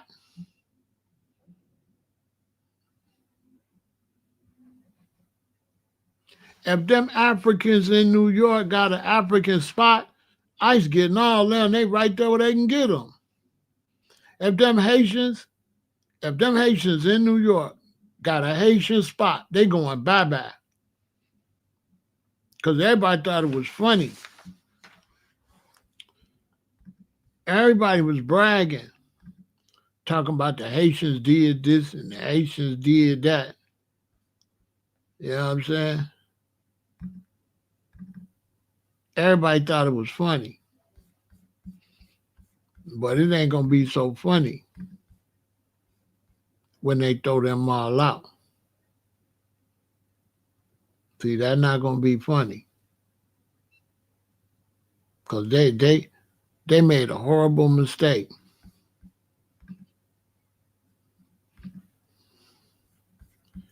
You know, up there when they fought them, when they said they fought them police and all that, and they put that rumor out there, that was bad.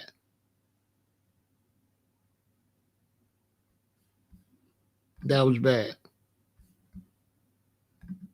They that was one of the worst things could happen. I'm gonna tell you the truth because it's like they tried to disrespect the government. Like, see, they didn't get the Haitian. I had people come over here saying that. I blew it off because I said, you know, if the feds see you bragging that the Haitians punked the American government, you know you're gonna get the Haitians caught up. I don't know why you would come over there. I don't know why you would come over here saying that. You're gonna get the Haitians caught up.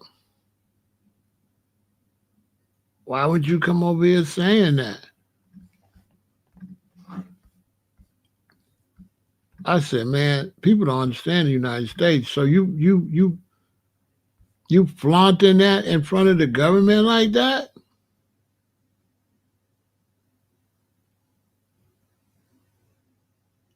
Are you serious?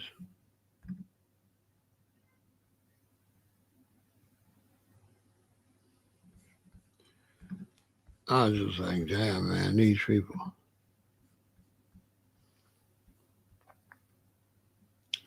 Our brothers and sisters, they gonna learn the hard way.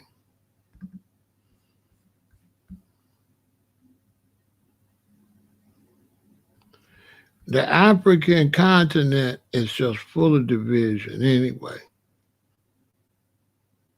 It's just full of division. They really,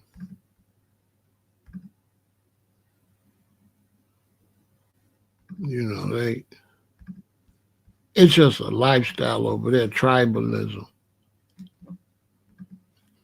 And that's why they can't they have a hard time when it comes to traveling and moving because they not black. They don't stick together as black people.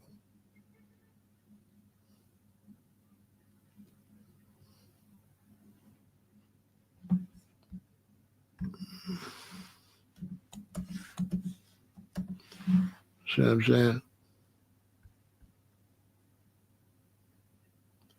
They don't stick together.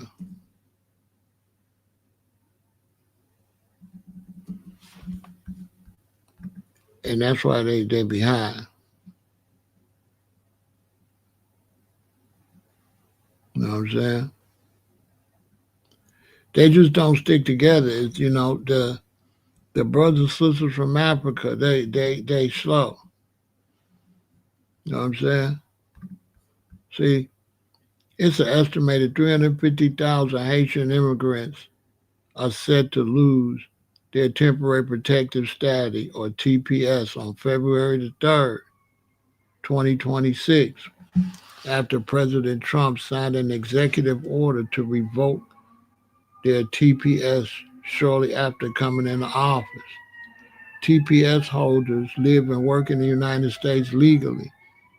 During the 2024 presidential election, candidates Trump and J.D. Vance spread racist invective about Haitian immigrants in Springfield, Illinois. Now, ICE is reportedly planning to begin extensive raids on Haitian American communities like Springfield. We are living under a cloud of terror, says Guerlain Joseph, a co-founder and executive director of Haitian Bridge Alliance. But it was temporary. It was temporary the whole time.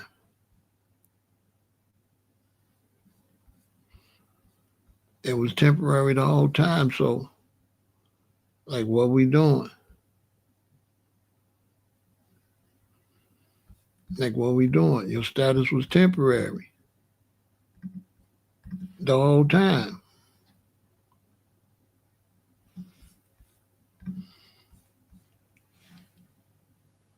Cultural clashes. Tensions can arise from cultural differences, including language, customs, and different approaches to navigate racial issues within the United States. That's what's going on. You know what I'm saying? And they just never really functioned correctly, you know, as Haitian people. They didn't function correctly. They didn't make the right moves.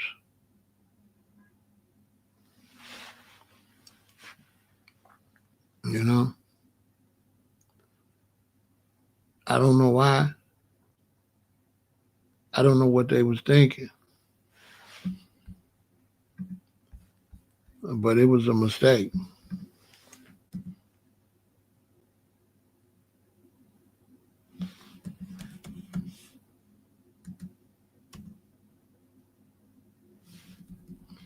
It was a bad mistake, and it's all going down in a couple of days.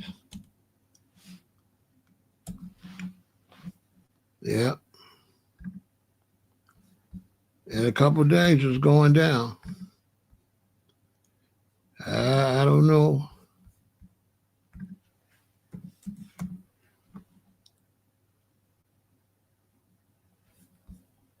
And then when they was bragging about the situation in Brooklyn, that made it worse.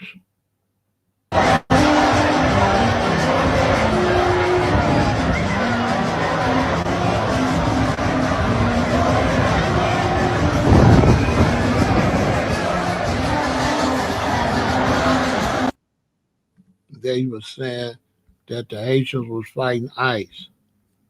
And they don't understand the United States. So they're like, okay, when they come for you, they're not coming for you like they coming for everybody else. When they come for the Haitians, they coming in full military.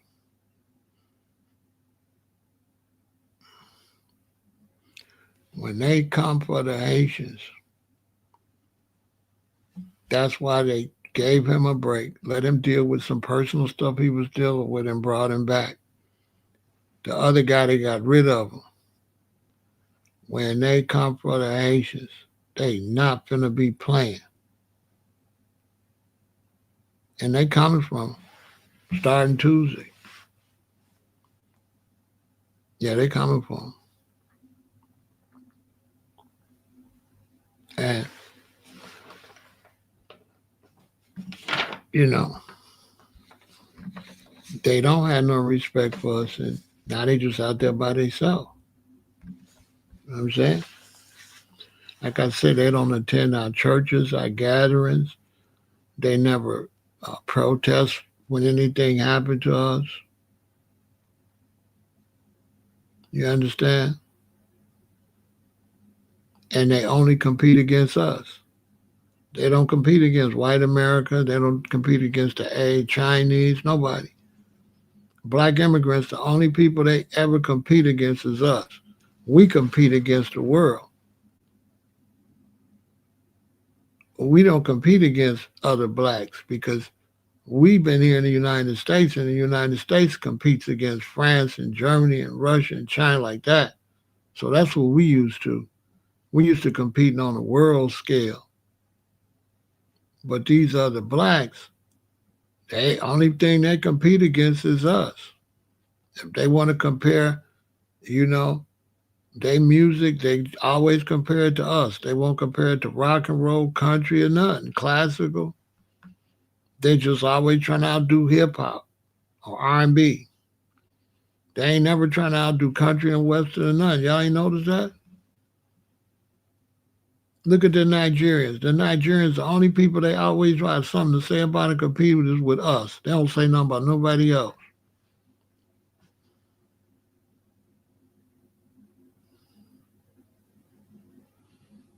And they try to compare that music to, we the only ones they competing with music. Whereas we got to compete with Taylor Swift. We got to compete with white American stars.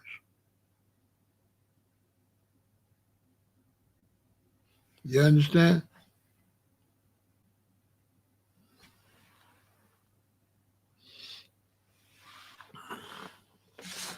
They let them in, but it was temporary. We already know they was letting in. They gave them temporary status.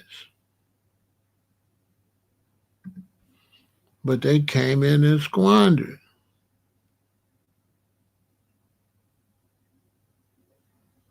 Right, they say they don't belong to no race. That's what they say. Because they believe what they say is real.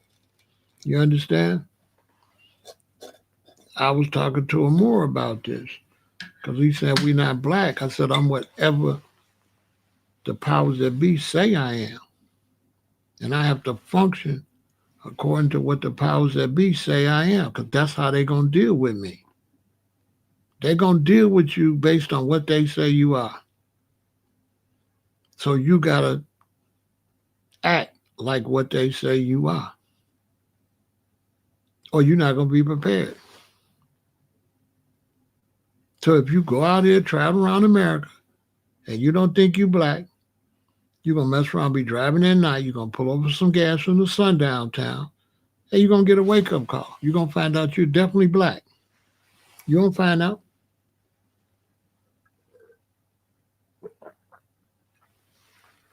If I say you my enemy, you could say you not and come in my neighborhood.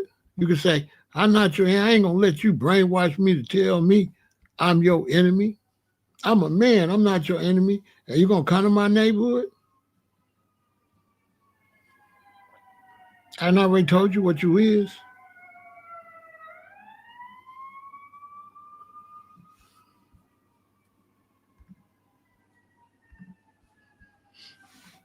That's why I can't stand the Moors.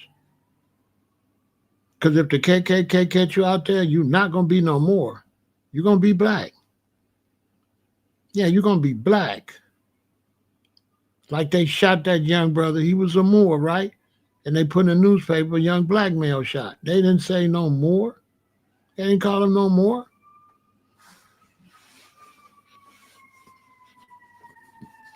That's nonsense.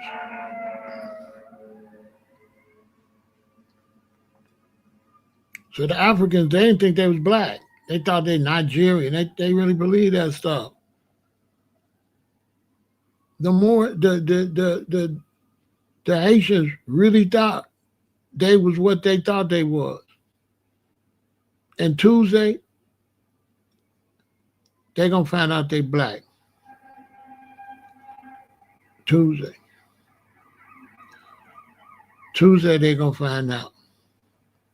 They always thought they was different than us. They gonna find out.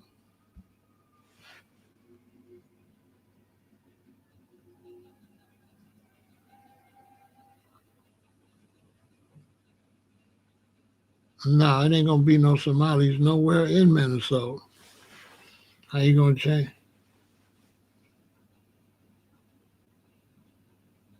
Yeah, the Minnesota flag, they're gonna definitely change it back.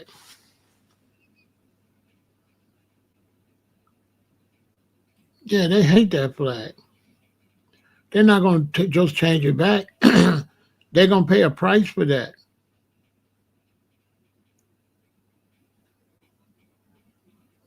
Harass who? Us who? Sir Drop. You mean foundational Black Americans? This is people they don't understand politics, Sir Drop. We not in that.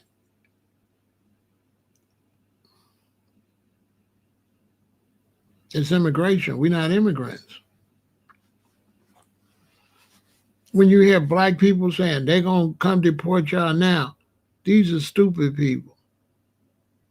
They can only deport you back to your country. Sir Drop, they be saying stupid stuff. Black Americans are not in this at all. The blacks that's speaking on it, they the enemy. If you was a brother and you come and say, Pharaoh, they're going to get us too, I would tell you, you are the enemy.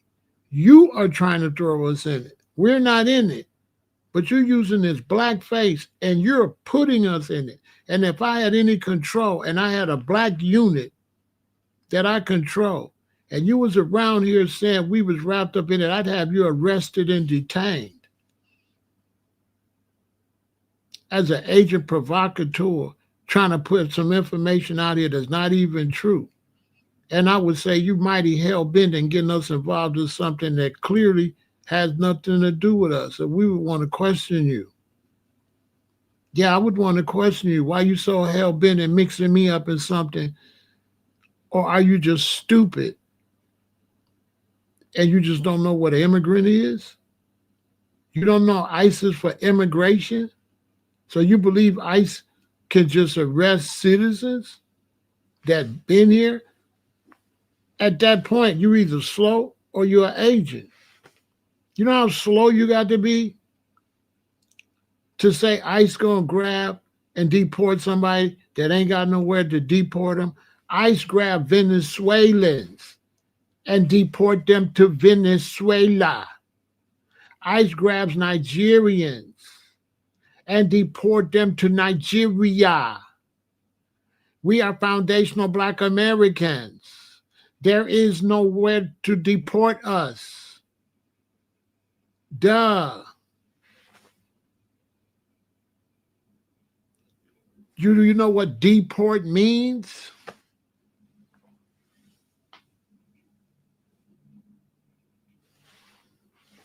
They're not thinking about us.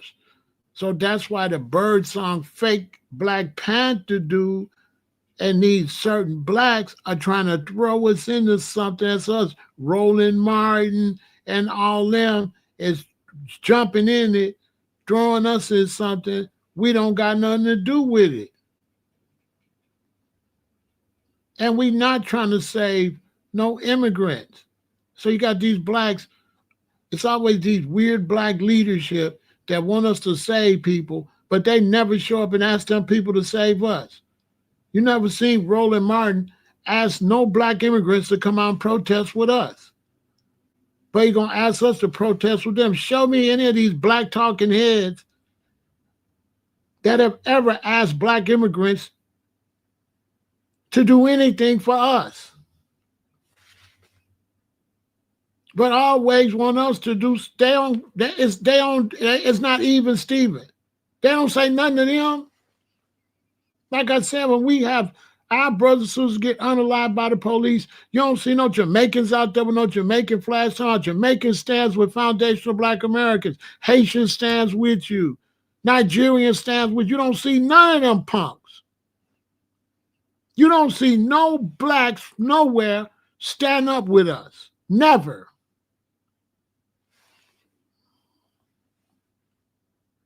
Never. Dr. Umar's Cuban, Martin is Haitian. All of them I consider agents blocking foundational Black America.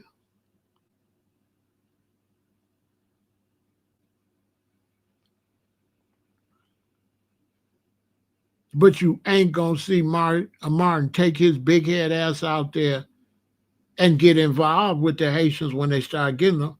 I bet he don't go out there.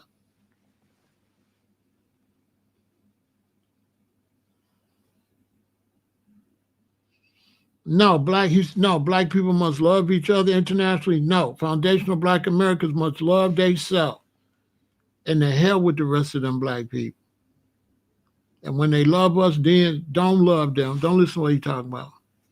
He on some fake roster all together shit. That never went nowhere either. No. Not no all black people, nothing. That's over with. That's over with, over with, over with. No. None of kumbaya, none of that. We don't want to have nothing to do with other black people. Period.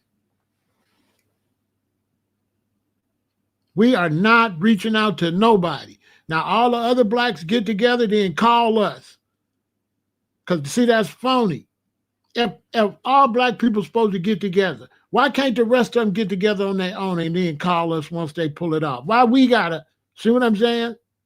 Why I got to be involved in it? If that's really true, why don't you spend time going to talk to all the other blacks? Because these people that say all blacks got to get together, they don't never go to Africa and tell them Africans that. They don't never tell those Africans, all those African nations got to get together. Never. They always preaching that to us. They're all black. Man, we ain't trying to hear nothing. We on our own.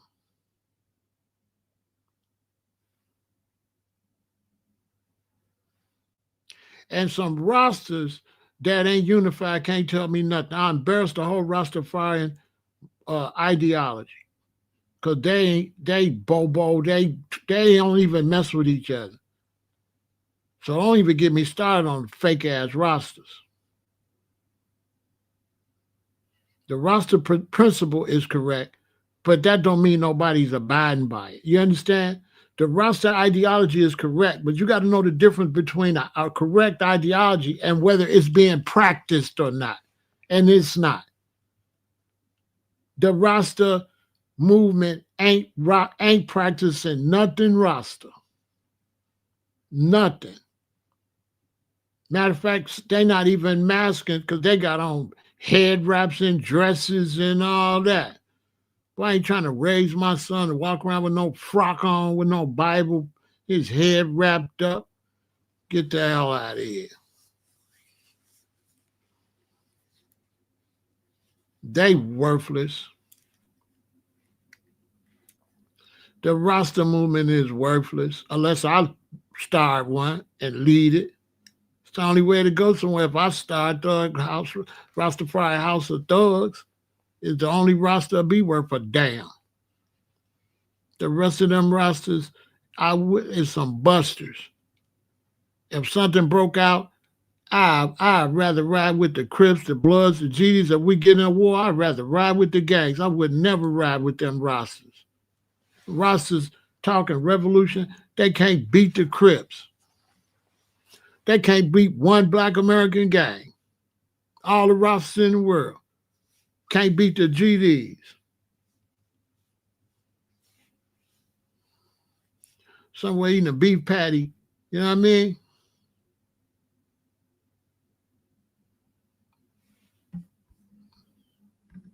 No, it's not. Who told you that? Let me show y'all something. Look what he said, right? Let me show you something. Look what he said, right? Watch this. He talking about the Nation of Islam. Rasta ain't never taught that no white man is no devil. I don't know why he lying.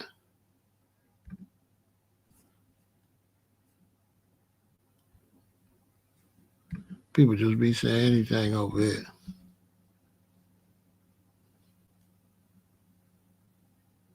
Let me show you something. Look at what he said, right?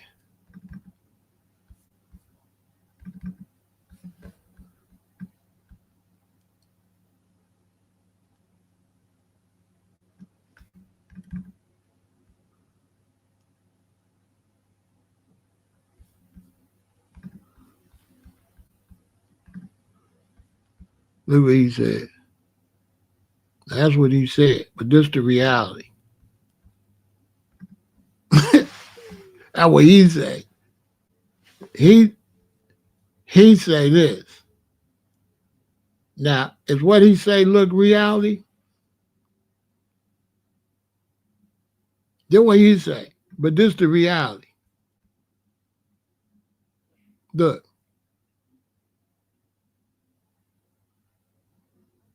That's what he say. He trying to tell me something. You know something. And I'm the big roster. He the little bitty roster. He's the little roster.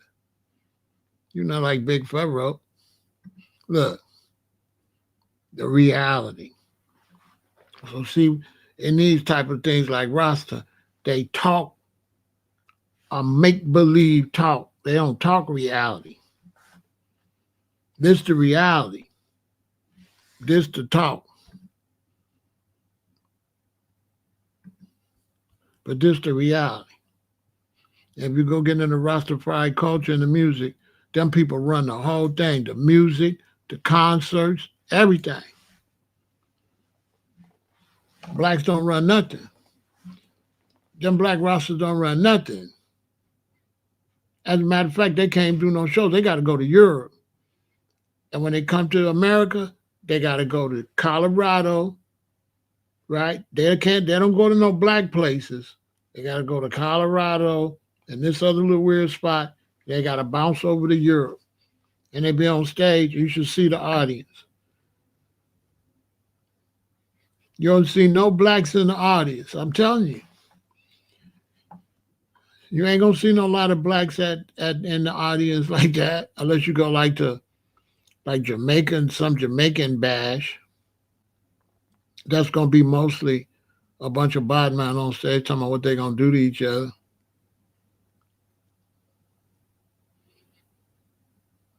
But if you go to the rosterous one, Europeans fund it. Reggae on the River. Who you think fund Reggae on the River? They got Reggae on the River up there in Northern California. And they said if you want to get a booth, you got to send them your stuff to see what you're going to sell. So I sent them my stuff and they denied me. Because you know what they did? They probably took pictures of my stuff and they went and bought all that stuff and they sold it. I'm a black man. They denied me at Reggae on the River. And if you go to Reggae on the River or the Reggae, you're going to have them girls there doing the funky skank. Hi, brother. She going to have a little lock she done got in there, a little wrap on the head, She going to show you, boy, she the most baddest European Rasta ever. She going to be Rasta.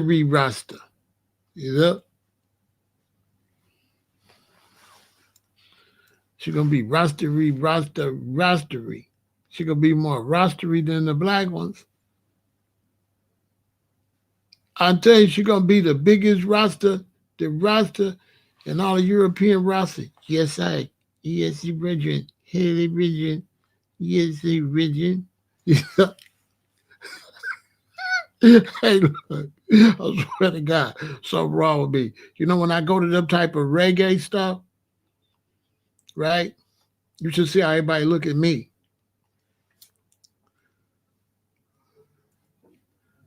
When I go to the Irie stuff, they all look at me like this. He ain't Irie like that. He's black. He not. That's how they be. You should see how they be looking at me. They be looking at me like this. We don't want the super black one here.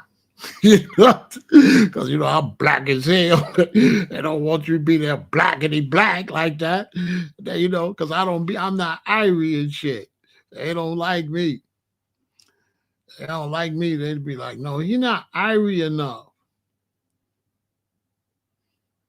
They say, oh, I'm not Irie enough. And then I be trying to be as FBA as possible. So they'd be like, Irie Benjamin. I'd be like, what up? I be doing that on purpose. Yeah, what's up? They don't like me.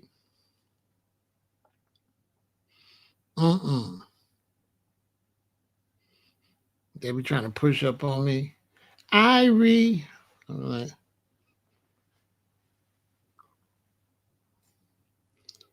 girl, listen. I'm blackety black. I like breasts and booty. I like booty, girl. You don't. I gotta spin around. Come on. Nah, you flat. Get your ass out of here. Come on, man. Before I take a flatty flat with a bunch of dreadlocks in there, I go get me a thickums with no dreadlocks with a perm. I go get me a ghetto black woman with a perm that ain't Irie at all. She don't even know what Irie mean. You know what I'm saying? I go get me I need a hood chick. I need a regular black. I don't want no Irie. This Irie.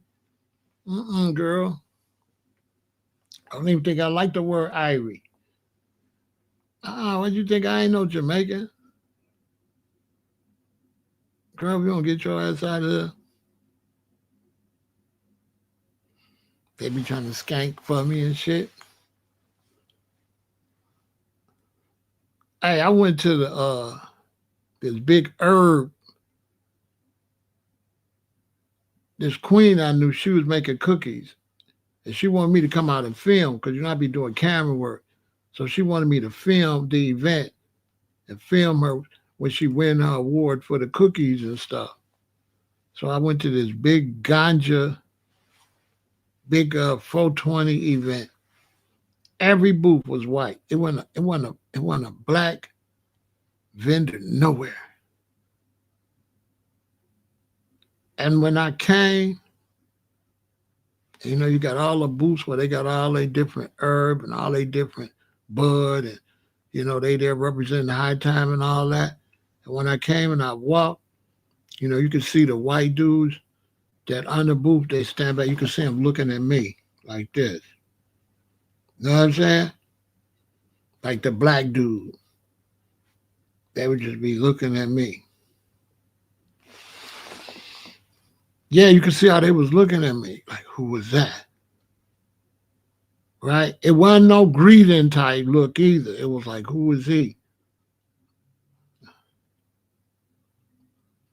And they had all these samples and stuff, and they were trying to treat me like, kind of like, who's the black dude, like the hood vibe. You know what I'm saying? Because all these white ganja growers and into the cannabis business, and I was there, you know. So they was trying to look at me, all like the black guy.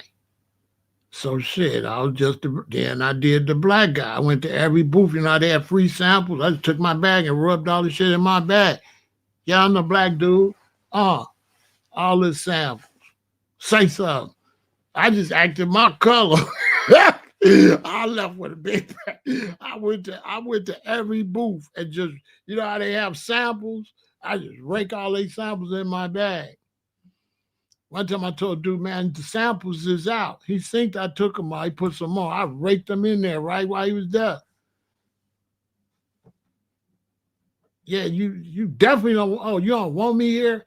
I'm gonna show you why you really don't want me here. I'm taking all this stuff. Taking. They got suckers. They got gum. Whatever. You know what I'm saying? They ain't even know who I was. I went back and told my wife. My wife know why, and they call me Mr. Can't Take Me Nowhere. My name is Mr. Can't Take Me Nowhere. A black woman named me that. At Whole Foods named me that. A black woman at Whole Foods named me that. I went to Whole Foods, me and my queen, and I'm buying some stuff. And after I bought my stuff, she had a glass there full of rubber bands. I grabbed almost all rubber bands and threw them in my bag. And she told my queen, she said, "You can't take him nowhere." And then it stuck. But it ain't, you can't take me nowhere. Whole Foods finna rob me. This stuff gonna cost me $59,000 for $34 worth of stuff. At least I could get all the napkins and all the rubber bands. I'm trying to get whatever I could get. I'm trying to get some money back. They robbing me. So that's how I got that name. I stand on that too. But yeah, I don't be going around them people like that. Nobody don't like us. If foundational black Americans, if we don't like each other, ain't nobody else gonna like us. If we don't like our women, respect our women, respect our children, our culture, where we live at, nobody else gonna care. Ain't nobody gonna come out and stand for us.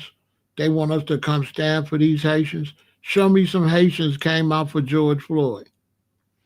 Show me a big Haitian contingency that came out for George Floyd. Show me where a bunch of Jamaicans and Haitians and Africans say, man, let's go out here and represent for the black American brother that got unalived. No. That's the time where they supposed to come with their flags and show the whole world that blacks around the world stand with us. No, every time we get into something, the only people stand with us is white Americans. That's a fact. We have white Americans stand against white Americans for us. White Americans stand with us against white Americans that they feel in the wrong before blacks. That's a fact. Before blacks internationally stand with us, when we have something happen with a white American police or something, white Americans will stand against a white police officer before black immigrants stand with us at all. They don't never stand up with us for us. And you would think the Africans would stand up for anybody black. The Africans is the worst ones because they're not Africans. They Nigerians. They this. They tribes. They worthless. Africans is worthless because they ain't even Africans. They got too much identity crisis.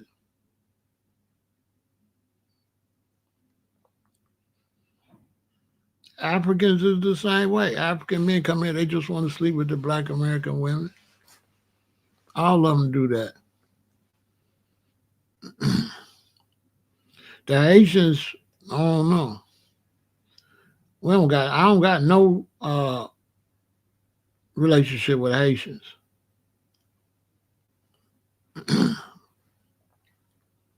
So I don't know. I think the only black people got relationship with Haitians is like some black people in Florida.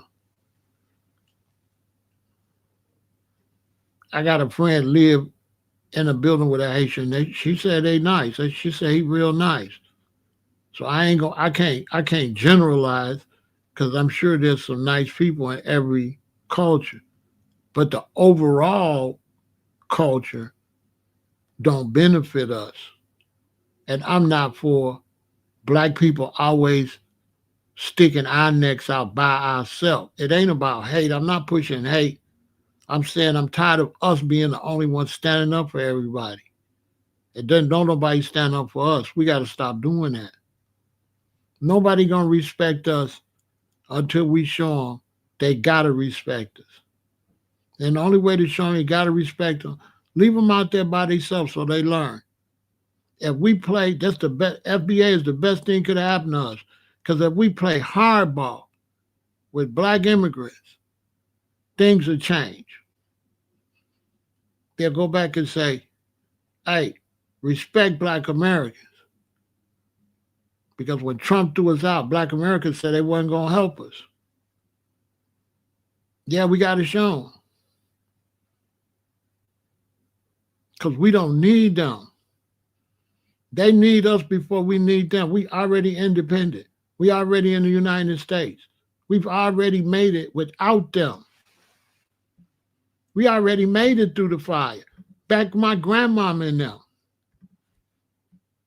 We've already struggled our way.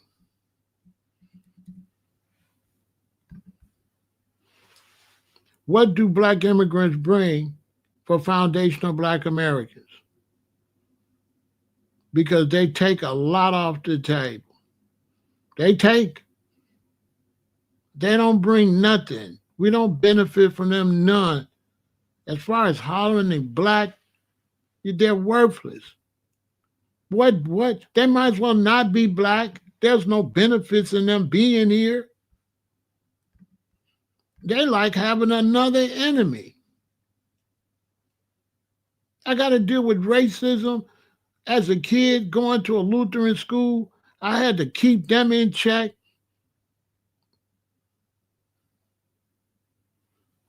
Only to get around some full-grown rosters talking about black stuff, and then they calling black Americans Yankees.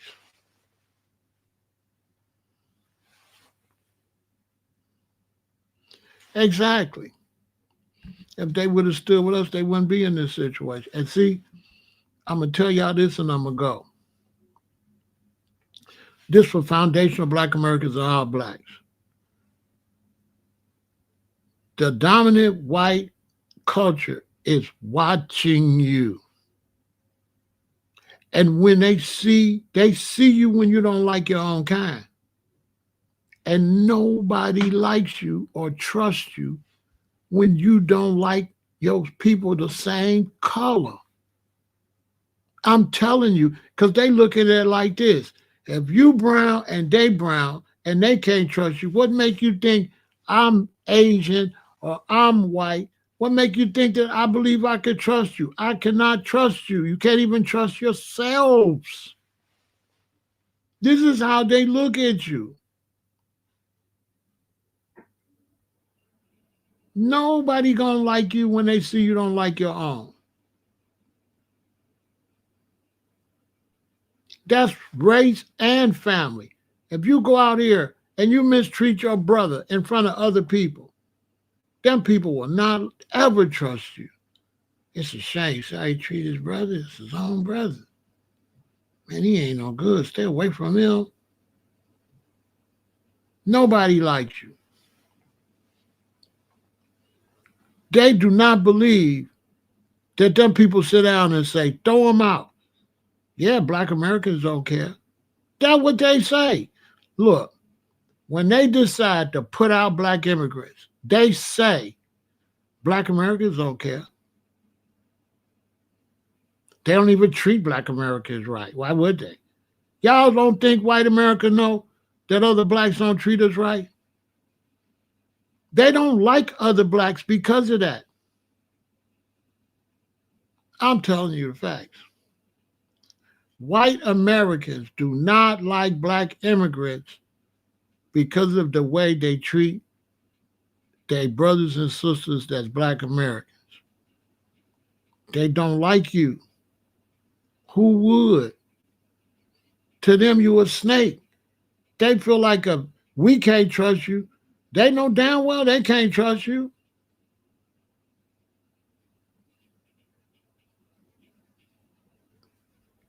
So they made a horrible mistake. They made their bed. They got a lie in it. I'm not standing up for no Haitians. I don't know no Haitians. Haitians ain't never did nothing for me. They ain't did nothing for me.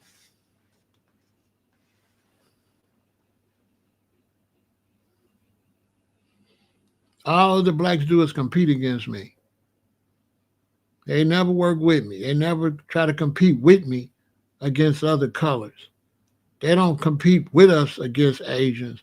They don't compete with us against Europeans. They compete against us all the time. I see these women, right? Ladies, I know y'all seen them. Y'all seen these women in Africa and stuff, got their hair how y'all do y'all hair.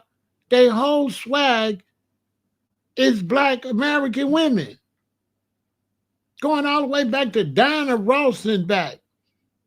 Y'all the ones had the hair whipped crazy. The black American woman is the first black woman of color that had her hair whipped up better than the white lady. As a matter of fact, the black American woman whipped her hair so much that the white woman went and said, I need more body. The white woman went and started making her hair bounce because, the black woman hair, she don't make it lay flat down, right? So she really don't do her hair like a white woman. When she do her hair, it stand out. So the white woman said, I need some body. Because the white woman used to just wear her hair hanging straight down. The black woman got hers like going through something. Even when she get the short cut, she the only one cut it like that. I had a dude say, so bro, you date a black woman like that? She don't got no dread. She got hair like a white woman. I said, that ain't no white woman hairstyle she got. He said, I never thought about that, bro. Now that you mentioned it, sure ain't. I said, no, they made that up. If you look at the black woman's hairstyle, she made that up. She made that up.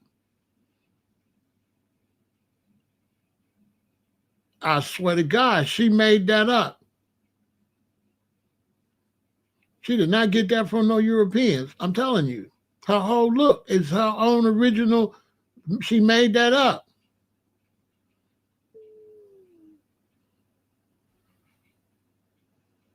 They made that up.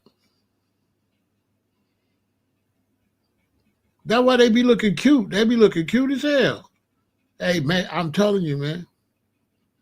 I've been with black women all my life. They make that stuff. They make them styles up. That's a unique, individual, foundational black American woman hairstyle they be wearing. Don't nobody be doing that. Just like when the brothers had perms and Jerry curl. Ain't nobody had no butters like us. Who had perms like us? Butters like us. Afros cut all kind of ways like us. Parts in their head and fades like us. Huh? You telling me the black man the only one got waves? Who got waves? Asians ain't got waves. White men ain't got no waves. That's a black American male hairstyle. The do-rag thing is, yeah, but we be inventing stuff. We be taking their stuff and inventing. That's why they cheating that brother out of his ribs.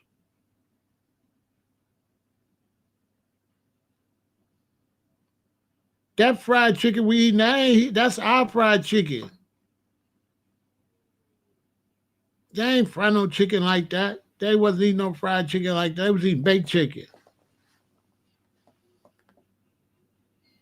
Yeah, they do everything different. Them black women be looking good as hell with them hairstyles. They be making them up. I be like, dang, how the hell? What the? Man, I was hanging with this sister. She wasn't my woman or nothing. And she like, I got to get my hair done. So she was sitting up on the thing and we was just talking because there was some more people there. And she had some short hair. She had a like cute little short hairstyle. And she went and got some hair and she sat up on that little stool and she started putting it. And when she finished, she had some long hair. It was, so she was cutting it. I said, what the hell? She turned to a whole nother lady. It was fly. So I said, how the hell did you do that? To your own head. She put all that hair on there, man. It looked real, too. It looked real. It didn't look like she put it on there. You could not tell that wasn't her hair. I said, damn, boy, the black woman be doing some magic.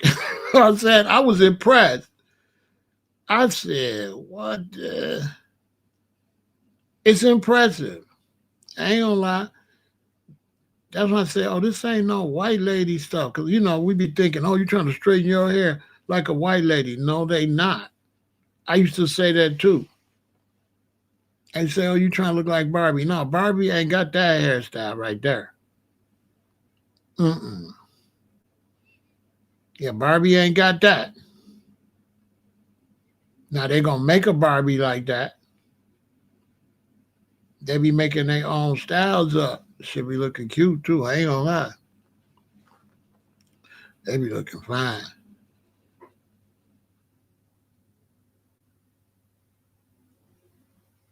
Sisters with their not. Hey man, listen. When they get their dreads, they do them different too. Especially foundational Black American women then took dreads somewhere else. Jamaican women with dreads wasn't doing like these sisters' dreads. These sisters' dreads, they have them styled just like a perm, but dreads. They the hair masters. I ain't lying. The black woman in America is the hair master. Ain't nobody do no hair like her. I'ma tell you. Nobody. Nobody that creative. Everybody imitate us. The whole world.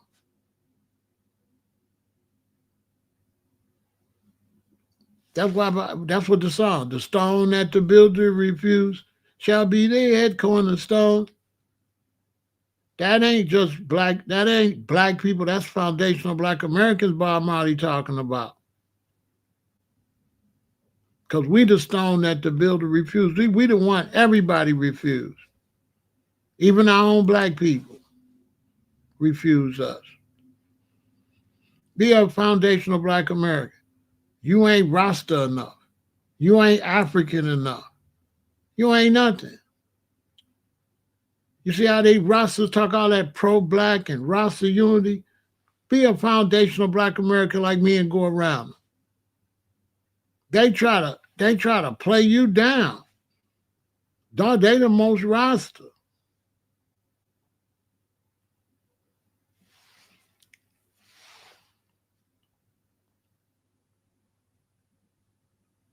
So what I did, I played the game. I said, you know you in America, right? That's how I played the game. Unfortunately, you ain't in Trinidad, you ain't in Jamaica. So you the little Rasta up here. You understand? Don't get it twisted. I'm Big Pharaoh. You little Rasta. You in the United States. I kind of was on that. Like you running behind me. Go home.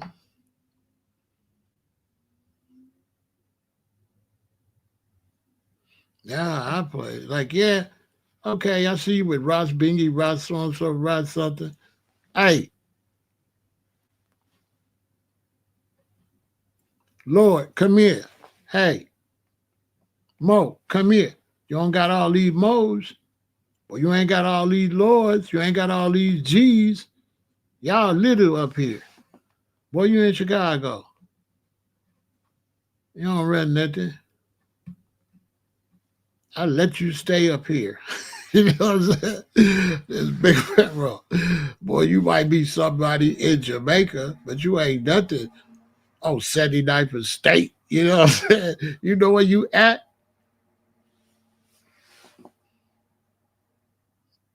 Stop trying to play Big Daddy Woo Woo in somebody else's country. Take your ass back home. Sure enough, all my brethren got deported.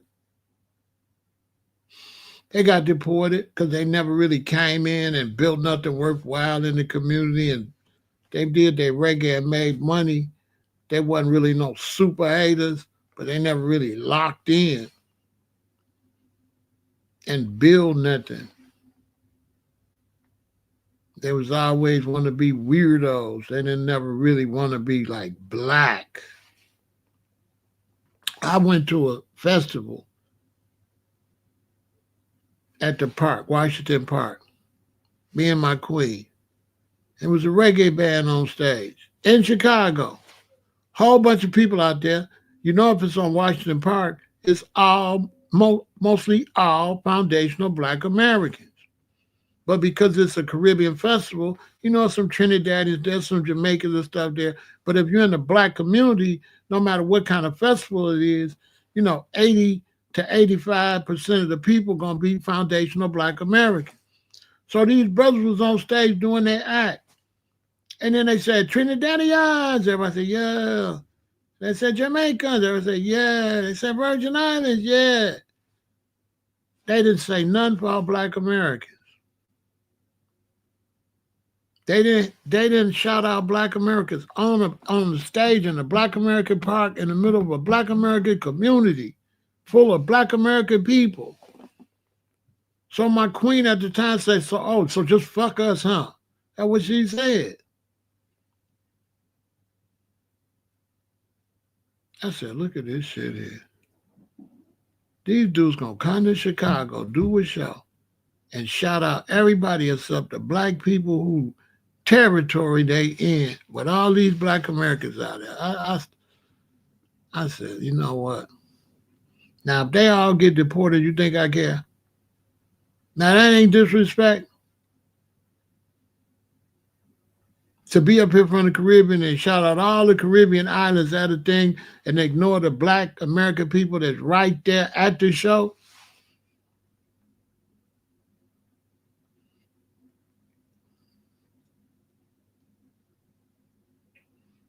And I really believe that had an effect on her. She didn't really like them type of concerts, and she didn't really like that reggae scene after that.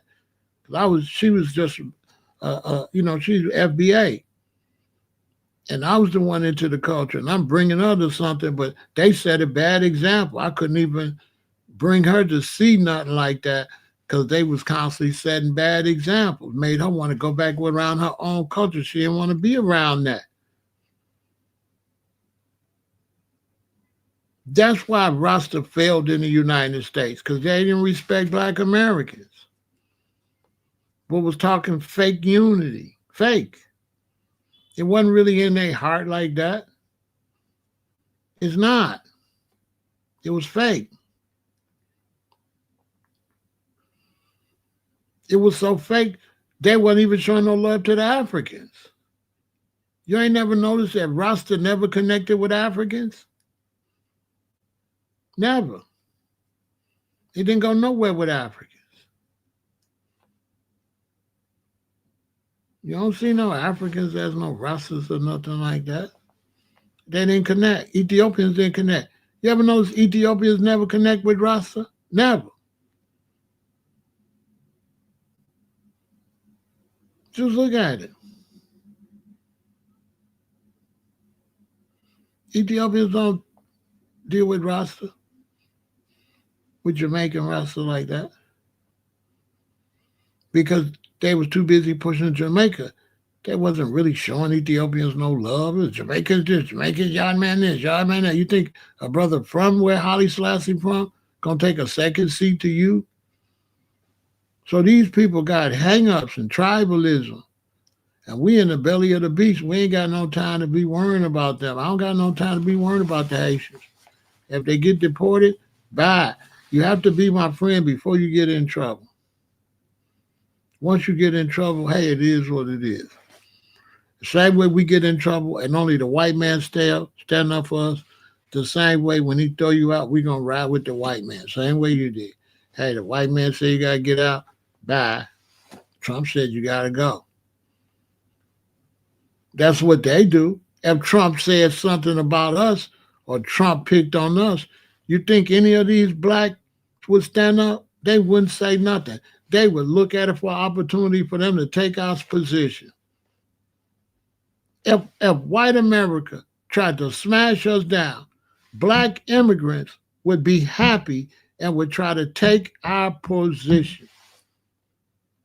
They would not help us. They'll be happy to see our downfall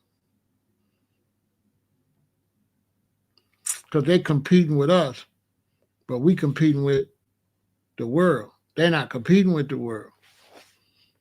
They only competing against us and compete. Africans compete against Africans.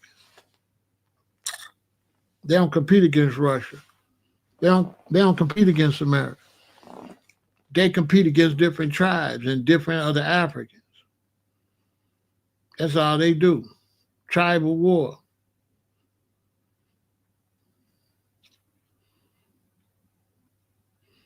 So now, starting Tuesday,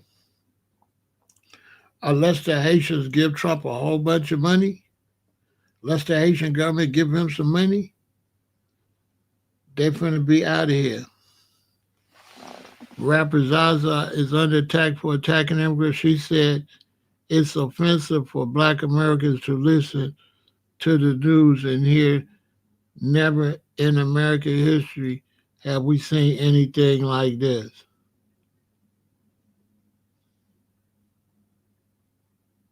It is offensive.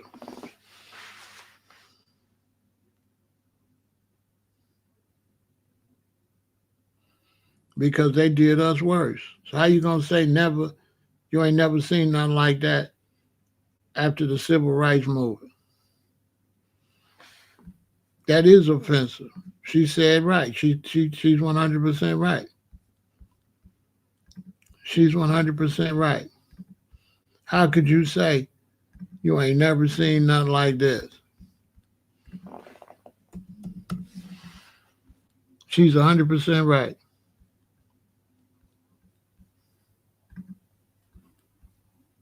Mm-hmm.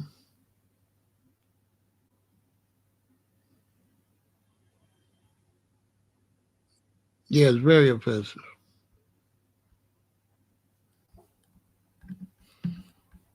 Very.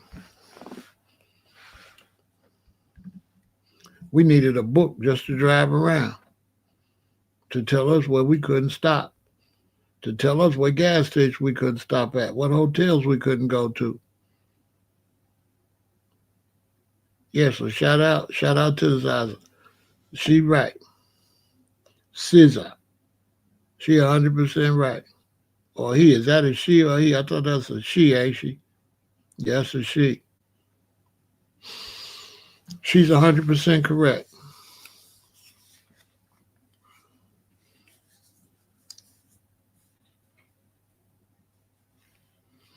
I thought she was a singer. That's why I'm confused.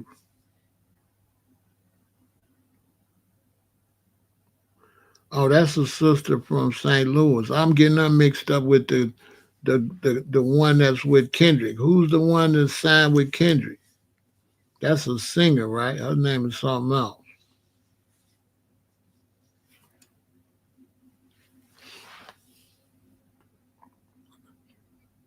I thought she was the singer that with Kendrick. That's why I'm confused. Yeah, she the singer. I thought so. Right, I thought so. I was like, wait a minute, the rapper. Okay, yeah, I know who that is.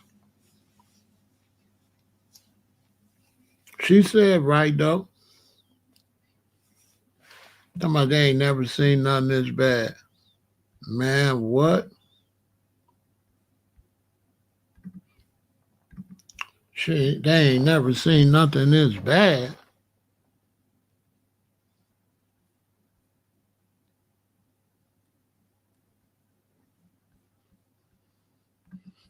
Okay. Then you ain't seen all them black people had to walk to work to boycott the bus and all that.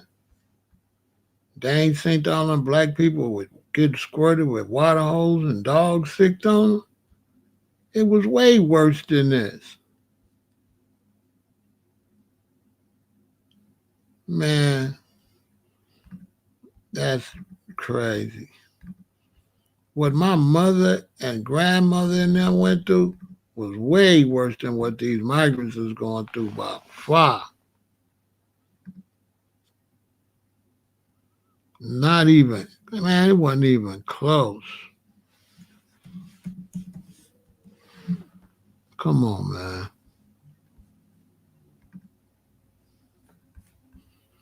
Come on, man. It's not even close.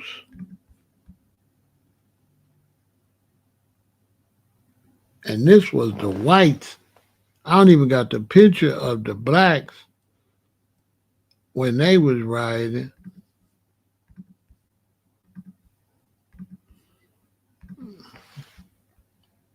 That's crazy.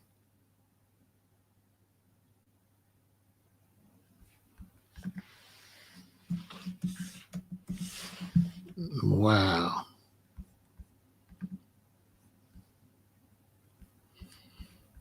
That's crazy.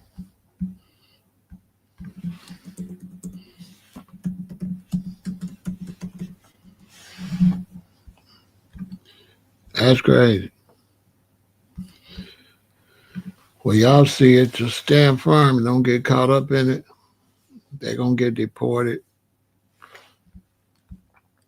and stay out of it. You know what I'm saying? Like, stay out of it. This is none of our business. It's got nothing to do with us. Yeah, we got to remember our history and what they did to us. Brothers and sisters had to walk to work because they had to boycott the buses. We went through some stuff, man. You know what I'm saying? We lost a lot of people. We lost a lot of people. And what we had to go through, you know, they talking crazy right before Rosa Parks' birthday. I'm gonna be doing a lot of coverage on her because she don't get no coverage. They took our queens to jail just for sitting down on the bus.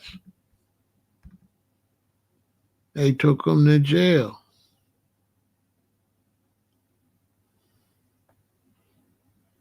Just for sitting down on the bus. And still today, they got sundown town still today.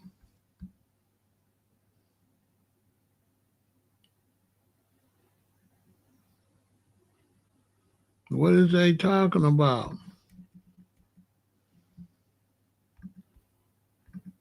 Man, what my parents went through in Alabama was horrible.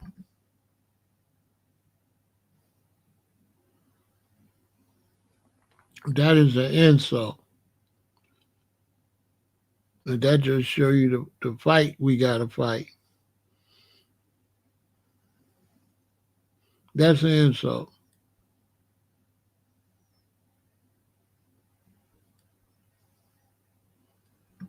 They had whole towns we couldn't even go to.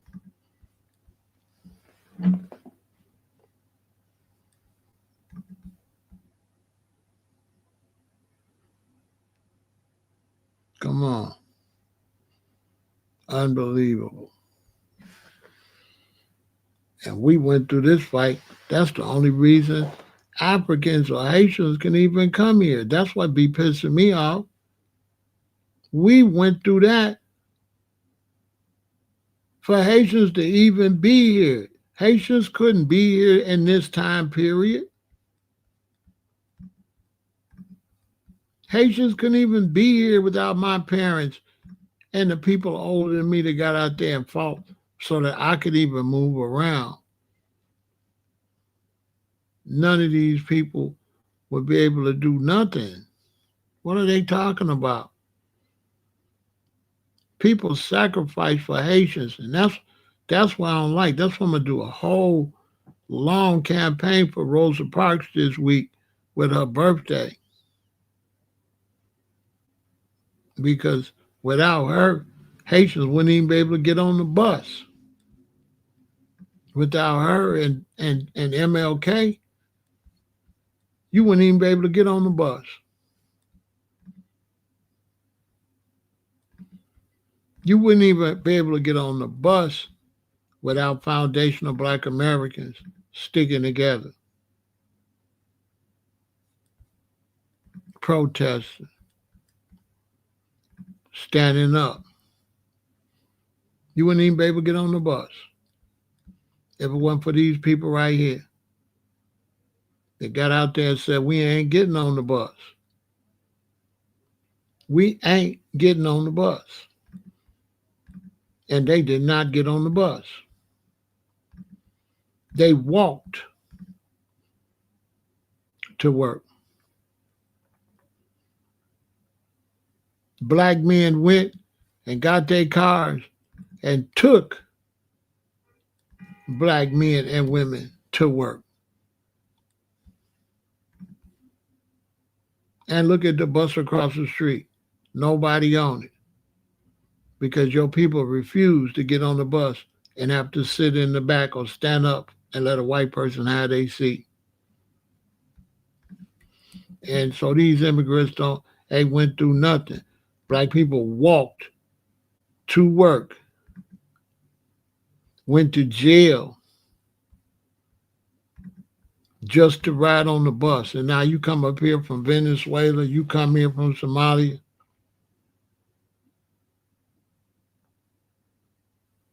You understand? And you don't know what we've been through? You don't know?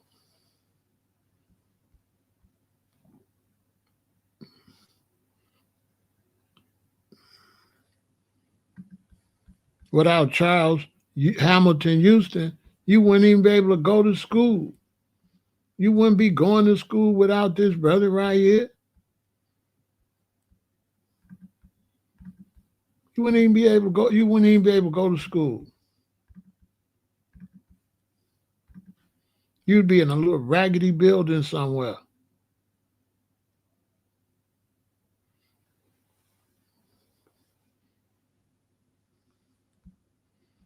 That's a fact.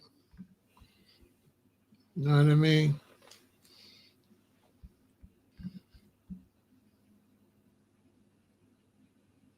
America has given the Negro people a bad check, a check which has come back marked insufficient funds. But we refuse to believe that the banks of justice is bankrupt. Now, without this brother right here and brothers like that, immigrants would never be able to even come here, man, at all. None. Not none. They wouldn't even be able to come.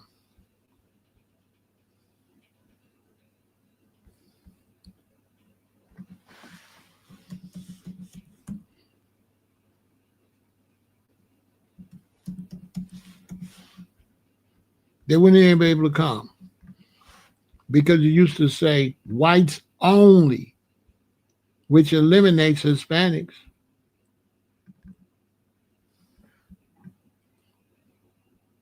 It said whites only. Eliminated Hispanics and eliminates Asians.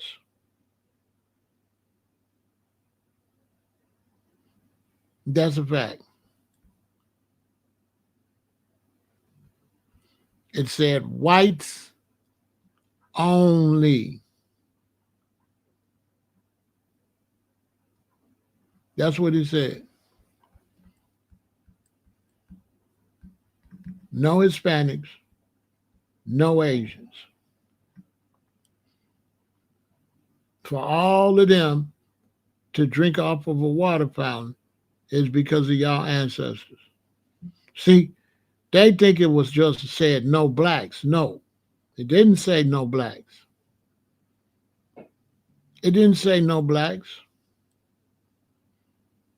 The signs didn't say no blacks. The sign said whites only. That's what the sign said.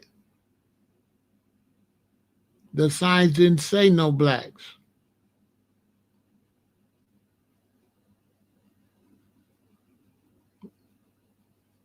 With no African or nobody been able to come over here and do nothing. And this is what we want to make the world to know. We fought for all that.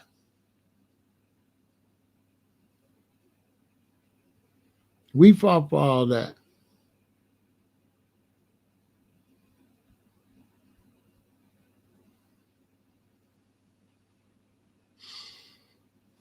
Yeah. For all these people that walk around here except whites. If you're not white and you're walking around here, it's because of us. And that's an absolute fact.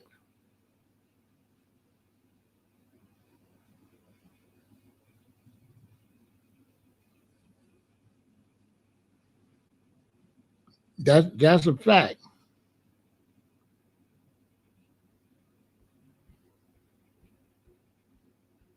And they just walk around here and don't pay these Africans and everybody. You wouldn't have been able to go to a restroom. You wouldn't be able to go to get no food in a restaurant, nothing, if it wasn't for us.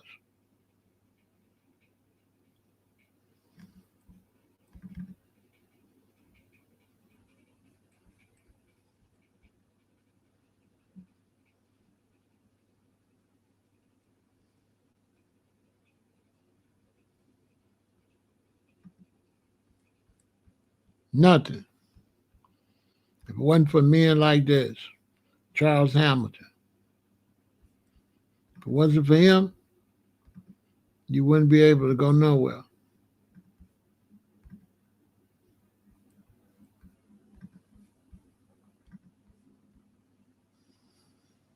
They was taking your money and spending it at the white schools, taking all your tax dollars. So they said, why are you trying to integrate? We wasn't integrating. We was going where our money was going. They was taking our money and they was sending it to the white schools. So we wanted to go to the schools where our money was at. They said, oh, you chased me out of white man. No, we chased me out of our money. Because they was taking our money and leaving our schools like this. They was taking all your relatives' tax dollars and leaving their schools like this. They're taking all your money and sending your money to this school. So that's why they sent that baby to this school, because they took all these people money and built this school and then say this whites only. And that's a fact.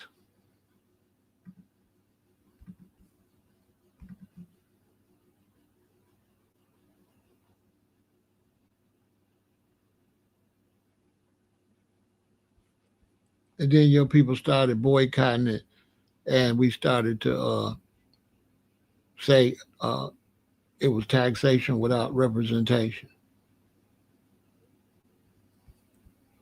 They try to make you think you would run behind them. No, they was taking your money and they was spending it over there like they still do now in the black neighborhood. They still taking your money and spending it in other places. You're not getting all your tax dollars.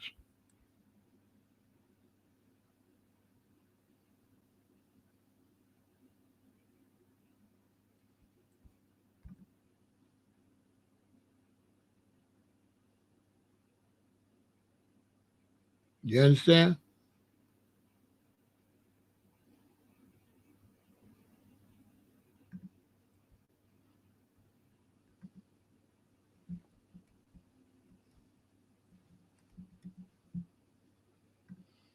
This how your schools was. And your money was going to their schools.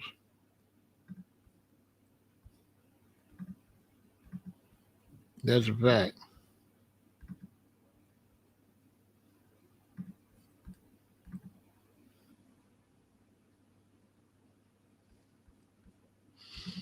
Immigrants ain't got no rights over here if we say they don't. If we say they can't come outside in our neighborhoods, they ain't got no rights.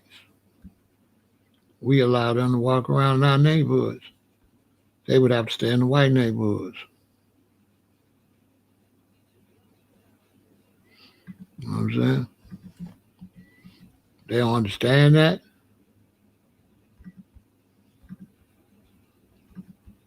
They don't understand the struggle.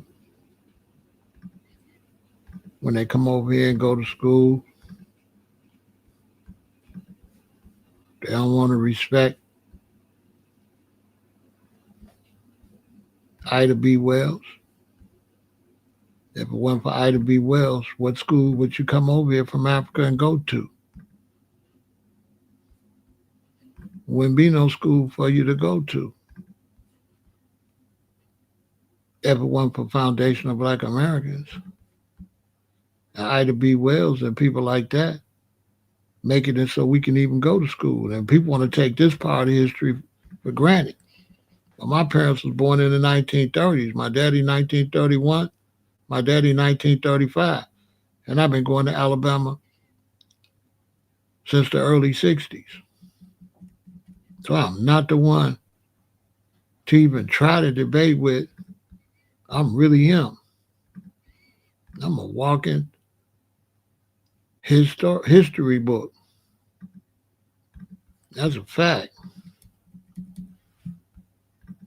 Now you come up here, some black immigrant in the 70s and 80s,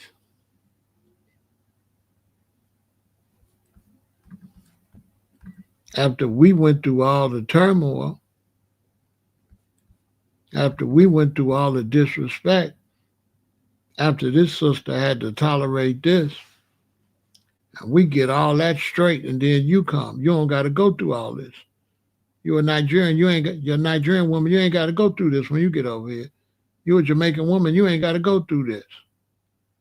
You any type of black person from anywhere in the world up here, and even if you're young, you don't have to go through this that people had to fight to get this straight. So you wait till we get everything straight. Then here you come.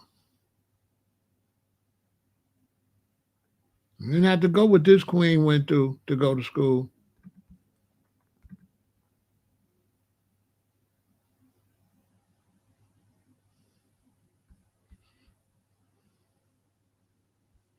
You ain't got no respect for all these brothers that made it so you can come over here. Because without brothers like Thurgood Marshall, you couldn't come. All you blacks couldn't come here without him and Charles Hamilton. Go look them up and see who made it so you can come over here from Africa or the Caribbean and move around. Look up Ida B. Wells. Look them up and see who made it possible for you to come in.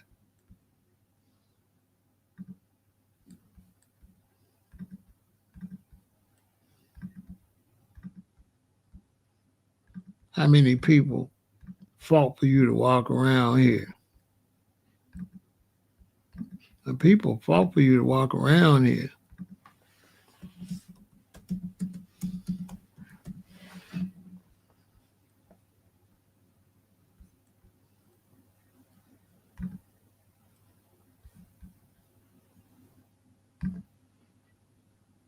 Yeah, a lot of people fought for you to walk around. And people just coming, just ain't got no respect for the struggle. All the people that work hard so you can even go to a school. Brothers put their life on the line for us to walk around here.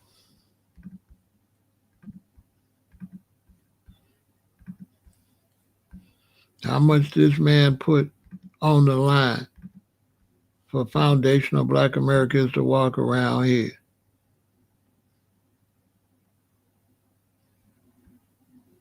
So I take it real serious. It ain't like no joke to me. Rest in peace to Fred Hampton. And then you gonna wait till he do all this work. You gonna wait till he put his life on the line. And now here you come from Africa and the Caribbean with no respect. Why you didn't come over here then when this was popping off? When they did this to Chairman Fred? Why you wasn't here then? That's my question.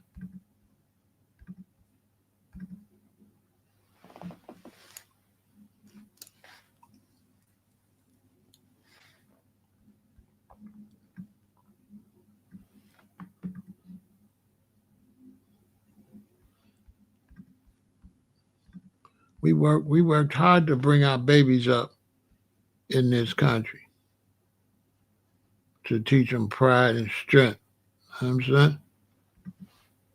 If you ain't from here, you don't know nothing about none of these pictures I'm showing. You know what I'm saying? You from Africa, you from wherever, you from Haiti, you don't know nothing about none of this I'm showing.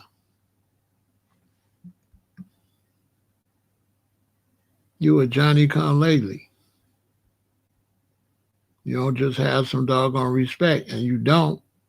And now you seeing what we've been learned. You seeing.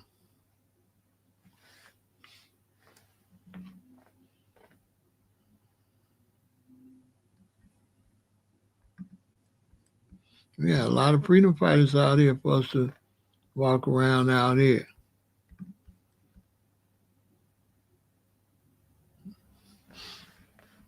So look, to all you foundational black Americans, stand your ground, mind your business, build with each other, and stop taking all this extra energy, putting extra energy into other people and not into yourself.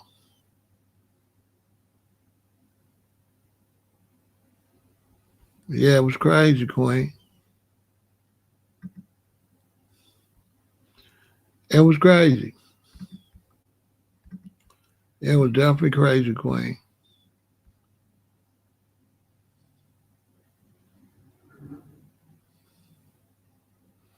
Definitely. To do that to some people that's trying to take care of their community and feed their community and educate their people and create medical assistance for their people.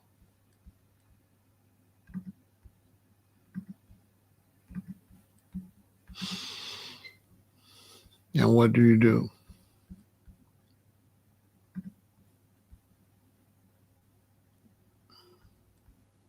Let the history reflect.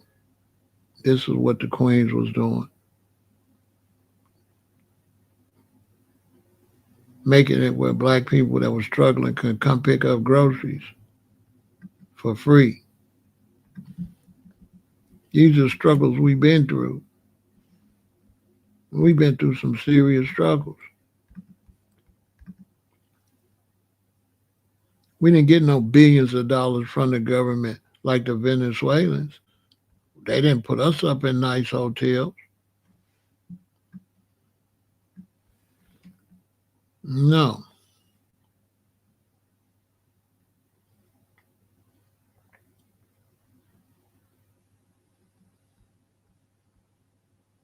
They did us bogus. So that's it. So yeah. Salute to my brother, Chairman Fred. Still standing on business. You know, y'all stay positive. You know what I'm saying? Stay positive, stay strong. Y'all already know. Reparations now.